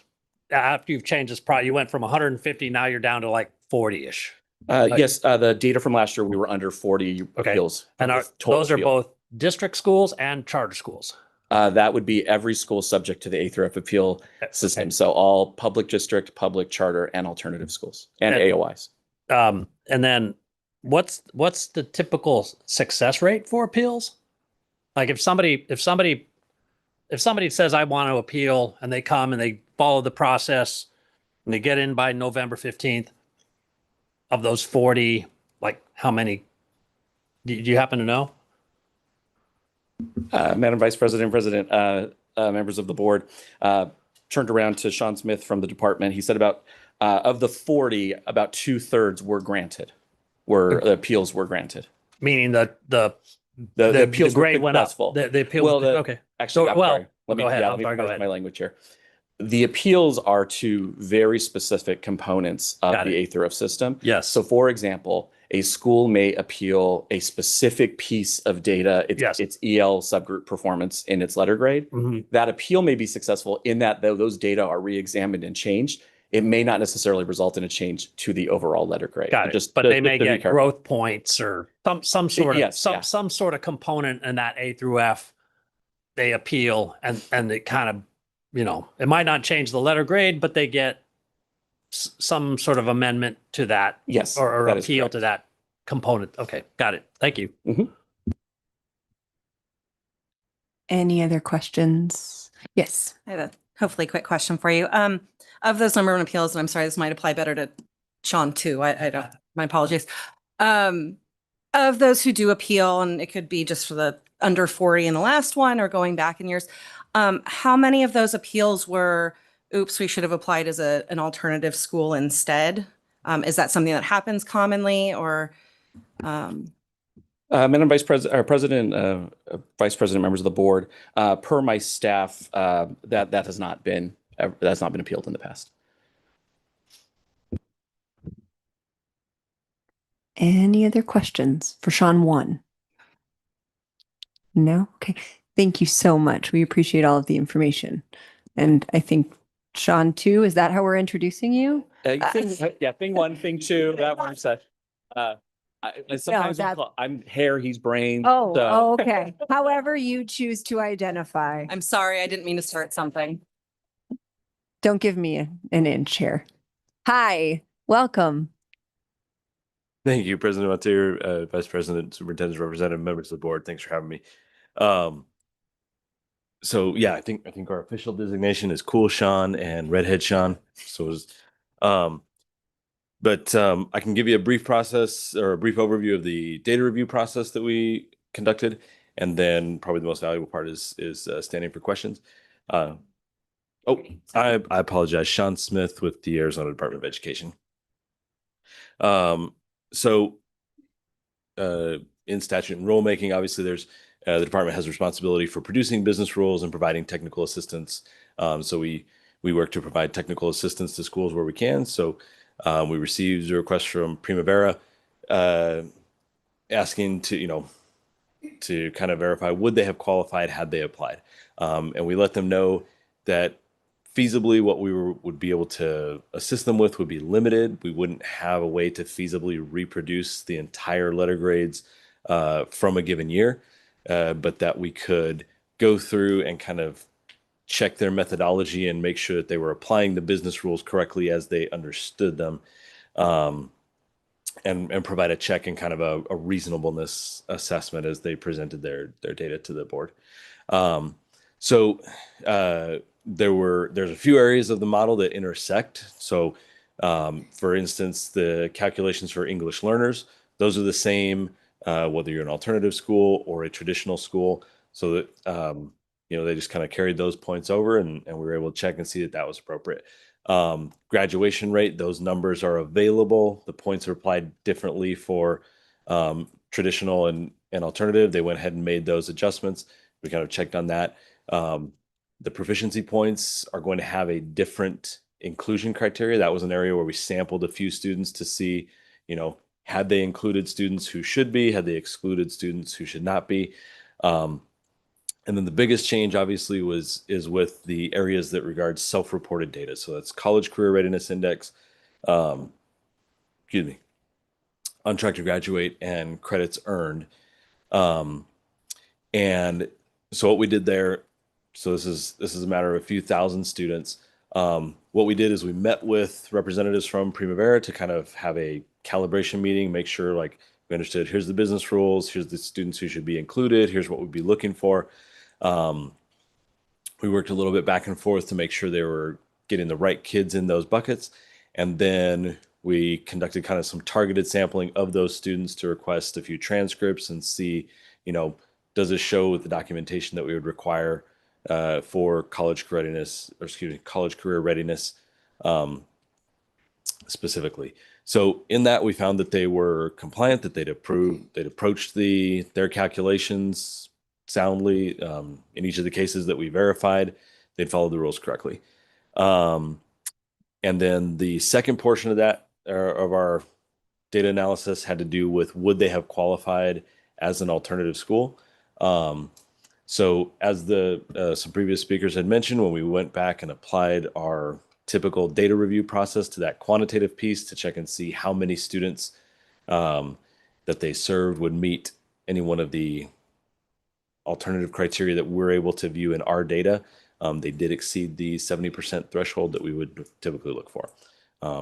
So with that as an overview, I'll stand for questions.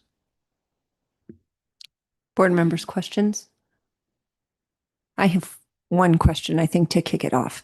And I think it came up before, so I just want a little bit of clarification from myself. It's obviously the request to review the data was outside of an appeal window. So is this a typical process that Arizona Department of Education engages in with all schools? I guess I guess that's the part I'm a little bit confused about. I don't quite understand how that came about. So if you could speak to that, that would be great. President Montier, members of the board, thank you. Yeah, that's a great question. So it has some similarities to requests that we receive and requests that we don't. As you mentioned, it's atypical to what normally would be the appeals process to review and change a letter grade. We do the vast majority of technical assistance that we provide takes place in kind of the year leading up to. Sean mentioned the process, and again, kudos to Sean and Jessica and his staff on making that window more available for those kind of data review pieces. So the timeline would be different. The scope was maybe the request was a little bit larger, but we typically we'll get requests that are beyond what we can handle, and we'll kind of say, hey, here's what we're able to deliver. So in one sense, very a standard request to have school, like we have a lot of schools reach out to us, check calculations, and we try as much as possible to any school who requests it, go through, help them, provide assistance, clarification on business rules, reproduce code. We'll do all kinds of things like that. Timeline's very different. Normally, the bulk of these take place as the letter grade process is occurring. And then to change a letter grade, that's always happened through the appeals window. So then to clarify, and again, please make sure that I'm understanding. It sounds like this request in particular was more to go over business rules and to provide technical assistance. It did not have anything to do with addressing letter grades or changing a status, any sort of formal request to do either one of those. Is that correct or incorrect? President Montier, that's correct. Yes. Okay. All right. Just wanted to make sure I'm clear. And Member Swanson. Mr. Smith, excellent presentation. You answered almost all my questions. I was going through your emails, the back and forth stuff that we've been provided, and I appreciate that. A couple things. The data that was provided to you subsequent to March 3rd to reanalyze the letter grade, would the data set at that time be the same exact data that you would have gotten if it had been done timely back in 24? I'm curious if like because if transcripts change or student status changes, dropout, whatever, is it the exact same data set you had, or is it, because I just don't know. President Montier, Member Swanson, thank you. Great question. We did work with the representatives from Prima Vera to make sure it was that same point in time that we were reproducing everything according to the business rules and the right inclusion. And to their credit, when we worked with them, there was some things where I said, hey, there's several hundred kids over here who need to be on here, few hundred who need to be taken off, and they made those adjustments. So we did look at that same point in time, correct? Okay. And then Superintendent Horn, in his comments, said spot check, used that quote. And in your stuff, in your information, I think he said sampled or so how did you select your sample, and how big was it and what was the determination of how to do that? Thank you. Great question. So I tried to focus my analysis on what ended up making the biggest difference in the change in points to see if that was materializing. So most of it was around the College Career Readiness Index. And, as an example, so we had a few conversations back and forth with the updated sheet that they provided us. One example was, they had several hundred kids who were listed as participating in a college level career and technical education course. And that resulted in a that's a big area for points. So we went through, we kind of used some transcript data that we have in the agency to kind of check and see, like, all right, are these students, and we checked against state technical assessments. And we looked to see, like, all right, are these students showing up in these type of courses? Are they students who have been successful in CTE? And then requested, I think, 20 transcripts for any students who kind of seemed like, hey, we'd like information to verify these kids. Email back, it's like, oops, we've got that in the wrong column. They were supposed to be moved over one. They made the adjustment. Negligible difference on points when they moved from one to the other. Did the same kind of repeat process. So for a few areas, specifically like completing a foreign language course, we looked to see where in the data might there be discrepancies. And we tried to check and see, these are the kids that seem most likely to maybe have errors. And so in each of those cases, we checked about 20, 30 transcripts. Okay, thank you. Mm-hmm. And in 22, 23, and 24, when Prima Vera received its D grade, would they have been given notice that they could appeal that grade or apply for alt school status or be reminded to? Because I believe that they were alt school status in 21. Mm-hmm. And what would that process look like? And how many times would they be kind of urged to consider?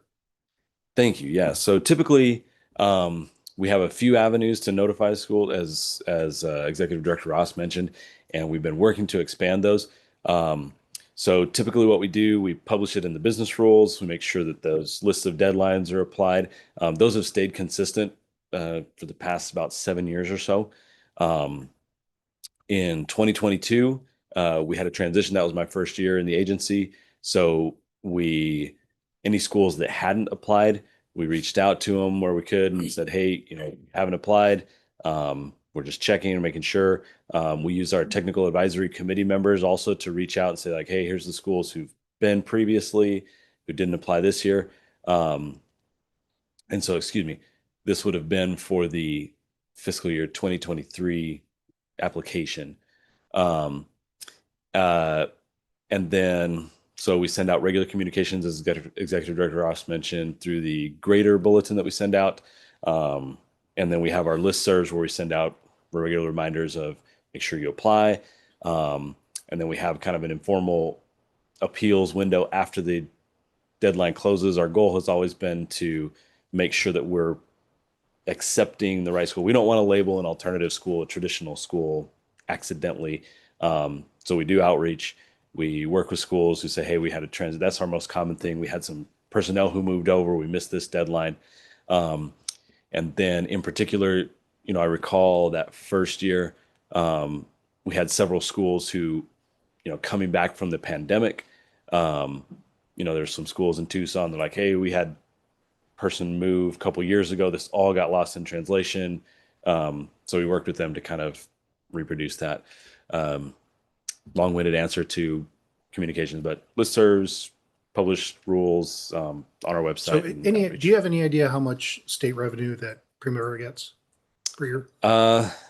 That's outside my review. Yeah. It's fair to say tens of millions of dollars? I would think so, yeah. Okay. And then they've been regularly communicated to, correct? Correct. So in 22, 23, and 24, additionally, my understanding is that if you have a D letter grade, you're required to create a performance improvement plan. Correct. That should be through school improvement. School improvement plan. Okay, thank you. And so Prima Vera would have gone through this every time they got a D, right? That's a great question. I don't want to provide a definitive answer just since we hand that part off. It's been reported that school improvement specialists visited Prima Vera 10 times. And that would be in association potentially with the school improvement plan? That should be accurate, yes. Okay, and I don't know if that's accurate, but that's what's been reported. And during that process, it would have been like, you're a D. Well, no, really, we're not. We're an alt school. We should apply for alt school status. So if you missed 22, you could have done it in 23. Is that correct? Yeah, that's reasonable. Right. Mm-hmm. Did Prima Vera make any formal request of ADE to change their status to alternative school following the March 3rd notice to revoke? Oh, did they? Great question. So just to clarify, did they request that we make a change to their letter? They did not. No. Or to their status as an alt? As to their status as an alt? I believe that it was limited to just saying, hey, here's what would have happened if we had applied, but we didn't Okay, repeat and request. if they had asked you formally to change their status, is it similar to the letter grade where the statute and rules prevent you from making a change? Great question. It's not as established in the statute that's the alternative designation status. So we have some flexibility. I think the main hurdle in a past year would just be the logistics of retabulating the entire system as an alternative. So as you mentioned, in fiscal year 25, and they were granted alternative status, and then 26, they've applied subsequently as well. So there's not as clear a designation in statute or rulemaking, so much as it's really not possible to go back and change them over to an alternative status. Okay, and has a request like that ever been made to ADE before? To my awareness, after letter grades were finalized, no. Okay, thank you. Yeah, thank you. I'm going to jump in here and kind of piggyback off of something that you said. No, that's fine. I want to make sure that I clarify also for myself the word certify, because that has come up a couple times. And the way that I'm understanding, so please correct me if I'm wrong. The way that I'm understanding the word certify is that, I know you can't speak for Superintendent Horn, but you're certifying that the data, that the analysis that you did is in line with the business rules and that it provided technical assistance. That's the only thing you're certifying, correct? Not that the data changes any sort of letter grade or alternative status or anything like that. President Montier, thank you for that clarification. That's accurate. Yes. So I wanted to certify the work that I've done and put that on the record, as I can stand behind that. As you said, assumptions and what that leads to, that I can't speak to. Correct. Okay. And then just a further clarification on process and in general, any school that were to come to you before with questions like that, the process would be similar? President Montier, members of the board, thank you. Yes. In general, yep, we try, and any school that reaches out to us to the best of our ability and our resources, we try and work with them and answer. We've got several schools where we've exchanged code and spent several hours working with them on those kind of things. So. And is there anyone in particular that is supposed to reach out to, like, I don't know how to phrase this. So does it have to be specifically a superintendent or a principal? Could it be anybody from the school that has access to that data? And then how then is it communicated? What's the communication look like if for this type of process? What does the communication look like between ADE and the school, and with whom is the information communicated, et cetera, et cetera? Great question. Yeah, as you mentioned, anybody can reach out and, who has access to that data. It's typically a district testing coordinator, or they'll have a data person. That's our most common. It can be anybody. We'll get questions from principals. And then our process, as we kind of state in the business rules, is it definitely needs to come in through our inbox. So we've got all of our analysts and office staff available to field those. But yeah, anybody with access to the data, if they email in and say, we've got these student IDs, or we have this set of calculations, then we'll work with them. And in this particular instance, do you remember who it was that requested that you review the data? Yes, thank you. John Kemper and Mike Kuntz worked with us to exchange that data. Okay, thanks. Other questions from the board? Yes. Really quick, my apologies if you've already addressed this. You've been giving us a lot of good information, but sometimes it gets a little jumbled. In your email, it says, although it's not possible for us to validate the full data set and provide a definitive final score, what prevented it from being possible for you to validate the full data set? President, Member Barr, thank you. Great question. There's two key areas. So in the data that we have entirely, so for example, for proficiency, there's some inclusion criteria that we have to run back through the entire system. When a school switches, or the difference between an alternative school and a traditional school, it changes who gets included in that calculation. And to do that, we have to run back through and start at our source data and change it and rerun the whole process entirely. So that one was primarily just time and logistics bound. And then with self-reported data, again, I guess we could say that one's time and logistics bound as well. So there's a number of components, specifically of the College Career Readiness Index, that we don't have access to. So, for example, ASVAB scores, full transcripts, language outcomes, service work hours, things like that we rely on. So there's no way for us to independently check those things with our own data. We'd have to just conduct a student level review at each one. So unfortunately, like in the time and resources that we had, we just couldn't go through the few thousand students. And in your opinion, how big of a difference would you say that would be? I mean, is it the difference of 0.5% here and there, or is it something that could technically be numerically very different? Great question. Yeah. So in the proficiency arena, it's unlikely that it would have made a significant difference. We didn't spend a lot of time on that one. In the College Career Readiness Index, what I looked at, some of the data that we could verify independently, even if I kind of deleted the stuff that I said, hey, we're going to give you 0 credit for the areas that we can't verify independently, it didn't make a huge difference. Bigger than in proficiency, I think, it was 3 or 4 points if we said, hey, we're going to exclude all this.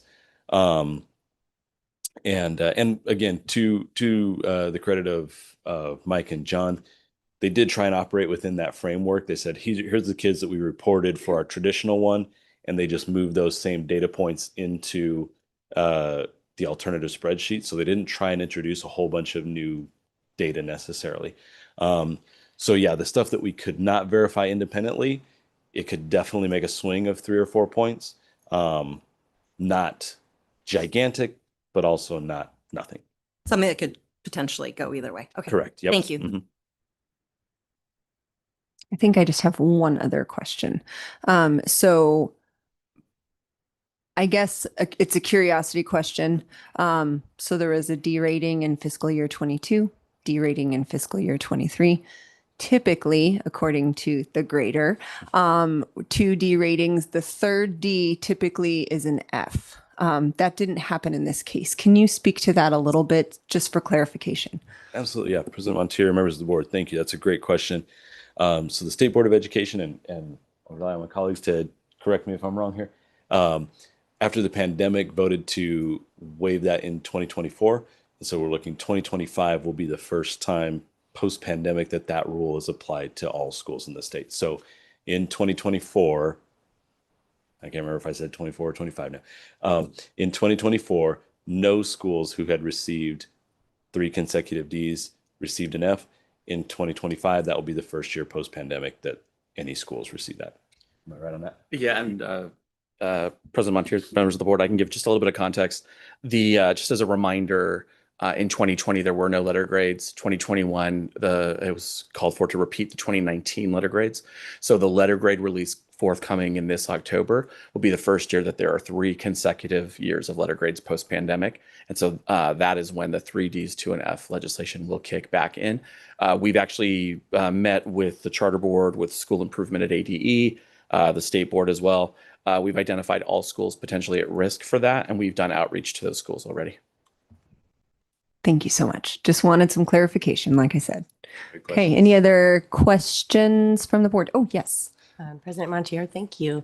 Thank you both for being here, both of the Seans. I have the pleasure of benefiting from both of your work. And so for my fellow board members, like I can speak to as an operator, the prolific communication. So I've never registered as alt status, but yet I still receive probably 4 to 5 reminders weekly during that critical time period that if I did miss it, I need to fill it out. So I really appreciate that, because school operators do get especially busy and we're wearing a lot of hats. And me myself I've had to make arrangements during that appeal period to find resources to go through the data when I've had either maybe a employee leave or a family death. Like we've had to find a way to still look at that data during the appeal window, and I've never really had a doubt of when that ended based on that clear communication and that consistency year to year. So I thank you for that. I did have a question and you may have already asked and answered this, but this review was limited to the 2024. I speculate that that's due to some of the constraints you explained of looking backwards, but maybe if you wouldn't mind speaking to that briefly. Thank you. Yeah, President Montier and Superintendent Designee Miller, you're exactly right. So initially, and kind of in a good faith effort between us and people at Prima Vera, said, "Hey, here's what we can realistically do." Since then, they've reached back out and said we have capacity to work on 2022, 2023. So we've begun exchanging some data to provide that technical assistance as well. But you're exactly right. Just kind of based on the burden of that. We had a lot of our team working, pulling some midnight hour. We appreciated the urgency of it, and so feasibility was just kind of the main constraining factor there. Thank you. Any other questions? President Montier. Sir. Who would be the most appropriate person to address during regarding precedent setting? Can I speak to Ashley about that and staff? I feel like that would be a Vicky question, precedent setting. Vicky? We Yes? would have that discussion. I would advise we go into executive session. Okay. Thank you. All right. Well, then with that, do we have any questions right now? No? Okay. Then I move that I'm sorry, go ahead. No, I was going to make a motion that we go into Go ahead. executive session. You go ahead and all right. We have a motion on the floor for executive session. Do we have a second? Second. Second. All right.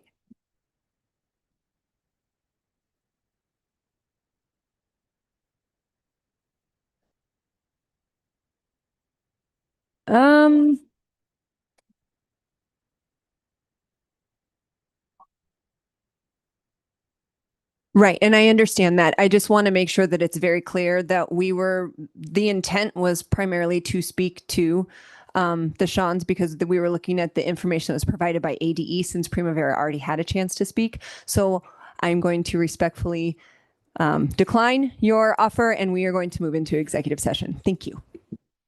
Madam President, we need to make a vote. Sorry, we have to Wow. going into session. Sorry. Robert's rules. Ashley. Yes. Thank you. Sorry. Ashley, please, with a roll call vote. President Montier, can we make a motion, please? We did. We had a motion. I made a motion. Motion and to go into second. and a or second. To, Yeah, I did that executive already. session. That's why I skipped I'm past getting that. on board here. Yeah. My apologies. I should have All right, gone so- straight to you. President Montier made the motion and Member Barr seconded. Okay. No, I didn't. No, Mr. Ruiz made the Ruiz. motion. Ms. Barr seconded. Okay. Ashley, go. Thank you. Okay.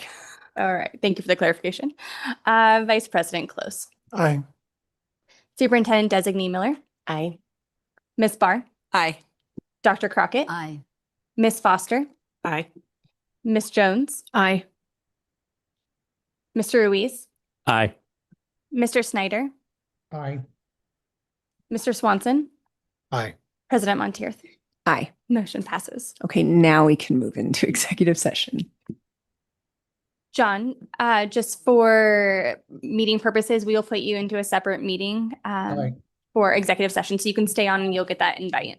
All right. Thank you. You're welcome.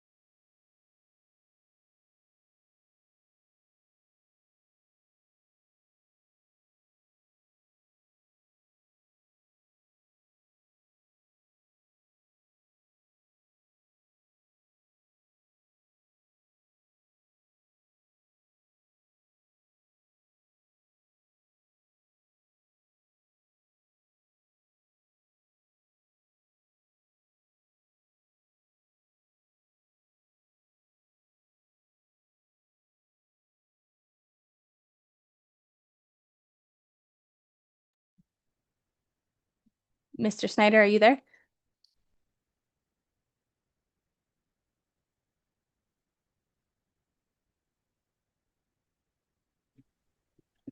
Yes, I am. I'm having slow video response. Thank you. Okay. Ashley, can we get a roll call, please? Yes. Vice President Close. Here. Superintendent Designee Miller. Here. Ms. Barr. Here. Dr. Crockett. Here. Ms. Foster. Here. Ms. Jones. Here. Mr. Ruiz. Here. Mr. Snyder. Here. Mr. Swanson. Here. President Montier. Here. All right. Are there any last questions or any comments that need to be made by the board with regards to agenda item K1? Just want to circle back to that. President Montier, I intend to make a motion, but I do have some comments prior to that. Absolutely. So unless there are any other comments. Nope. Okay. Okay. First of all, I just want to acknowledge the supporters for Prima Vera here today. I really appreciate your passion and your devotion. I want to thank the hard work of the staff from the Department of Ed and State Board of Ed. Okay, identify them. But mostly I want to thank, and Superintendent Designee Miller, please let Superintendent Horn know that we appreciate him being present today. But I really want to thank the questions made by all of the board members today. They really help illustrate a better picture of the process that we're currently in right now with the subject school. I'm on this board as a member of as a tribal member, but that does not, that belies the fact that I've been involved with education policy for nearly 30 years now, and specifically, generally pre-K to post-secondary, but specifically in the charter school realm. And I have personally been involved with schools. You know, I've been there for the joyous times when the charters were approved, and I've been there more than once, holding hands figuratively and often literally when the charters were revoked. To say it's not a fun time is a gross understatement. But I've been there and done that. So for me, this process I'm familiar with it. We don't get to this point in a vacuum. There's always an opportunity for help from the state and to be heard. So we're here now, and I'm not going to engage in any glib statements beyond that. I appreciate all the hard work and devotion put in by everyone, but the motion I'm going to make now really is that we have heard information that, in my opinion, is essentially irrelevant to our past decision. So I move, based on the full consideration of the information provided by the Arizona Department of Education and the presentations made here today, that the aforementioned information does not warrant a change to the board's March 4th, 2025 decision to issue a notice of intent to revoke for the following reasons. American Virtual Academy received 3 consecutive Ds for FY 2022, FY 2023, and FY 2024. State Board of Education has not changed American Virtual Academy's letter grades for FY 2022, 2023, or FY 2024. And for FY 2022, FY 2023, and FY 2024, American Virtual Academy did not timely file a letter grade appeal and did not apply for alternative classification. Therefore, the board moves to proceed with the revocation of the contract of American Virtual Academy for failure to meet the academic performance expectations set forth in the board's academic performance framework and the Arizona Administrative Code in violation of its charter and state law. Furthermore, the board moves that it will not consider any additional information concerning American Virtual Academy's letter grades for FY 2022 and FY 2023 unless the State Board of Education changes American Virtual Academy's letter grades for those years. We have a motion. Do we have a second? Second. Ashley, can we get a roll call, please? Vice President Close, Aye. Superintendent Designee Miller. I'd like to make just a couple comments as well. I would like to second those eloquent words spoken and thank. I have great respect and appreciation for the stakeholders that have come today to share their passion with the board. And so this decision is incredibly difficult. I do believe it's a false narrative that it's a paperwork process. It runs much deeper. It's a high stakes process governed by statute. So for that reason, I vote aye. Ms. Barr. Before I cast my vote, I would like to say to my fellow educators that I understand how hard it is for you right now and how the people in your administration have let not just you down, but your students as well. And I know being a middle school teacher for 10 years, I love my students and I really do feel for you on a personal level and for them as well. But my vote is aye. Dr. Crockett. Aye. Ms. Foster. I do too also feel for the students and the staff, but my vote is aye. Ms. Jones. Aye. Mr. Ruiz. Aye. Mr. Snyder. Aye. Mr. Swanson. Just a couple comments. I vote aye. I think that this process puts our staff and the board in a terrible position if we were to approve this. And from a precedent-setting perspective, I think would make it very difficult for us to make decisions going forward, and would open the door to all sorts of requests when I think I laid out that the real process should have been to go through the channels where the grades and school status is set, and asking this board to do what I would call statutory contortions to try to get to yes, I think is unreasonable and not fair to ask this board. This is an incredibly high stakes situation. It's high stakes for the students, as people have said. It's high stakes for Prima Vera, and it's also high stakes for the state taxpayers. There's been a notion out there expressed by some that this process is run by activists that are anti-school choice. I want to put an end to that discussion, at least from my perspective. I am fully in favor of school choice. I am in favor of quality school choice. Quality schools are what we're all about on the State Charter Board. That's what we are trying to do, and that's what that is our goal, is to get our students educated and then to oversee the charters that we entrust state tax dollars and our children to. So choice is very important. Quality choice is the most important. So thank you. I vote aye. President Monteith. I would just like to echo everyone's statements, and the amount of supporters that are out here, congratulations for being here and coming out. Truly, your support is what makes our job necessary and important and matter. And more importantly than anything else, it's for our students. And so when we're circling back to that question all the time, what's in the best interest of our students? I have to vote aye with the rest of the board. With that, motion passes. Okay.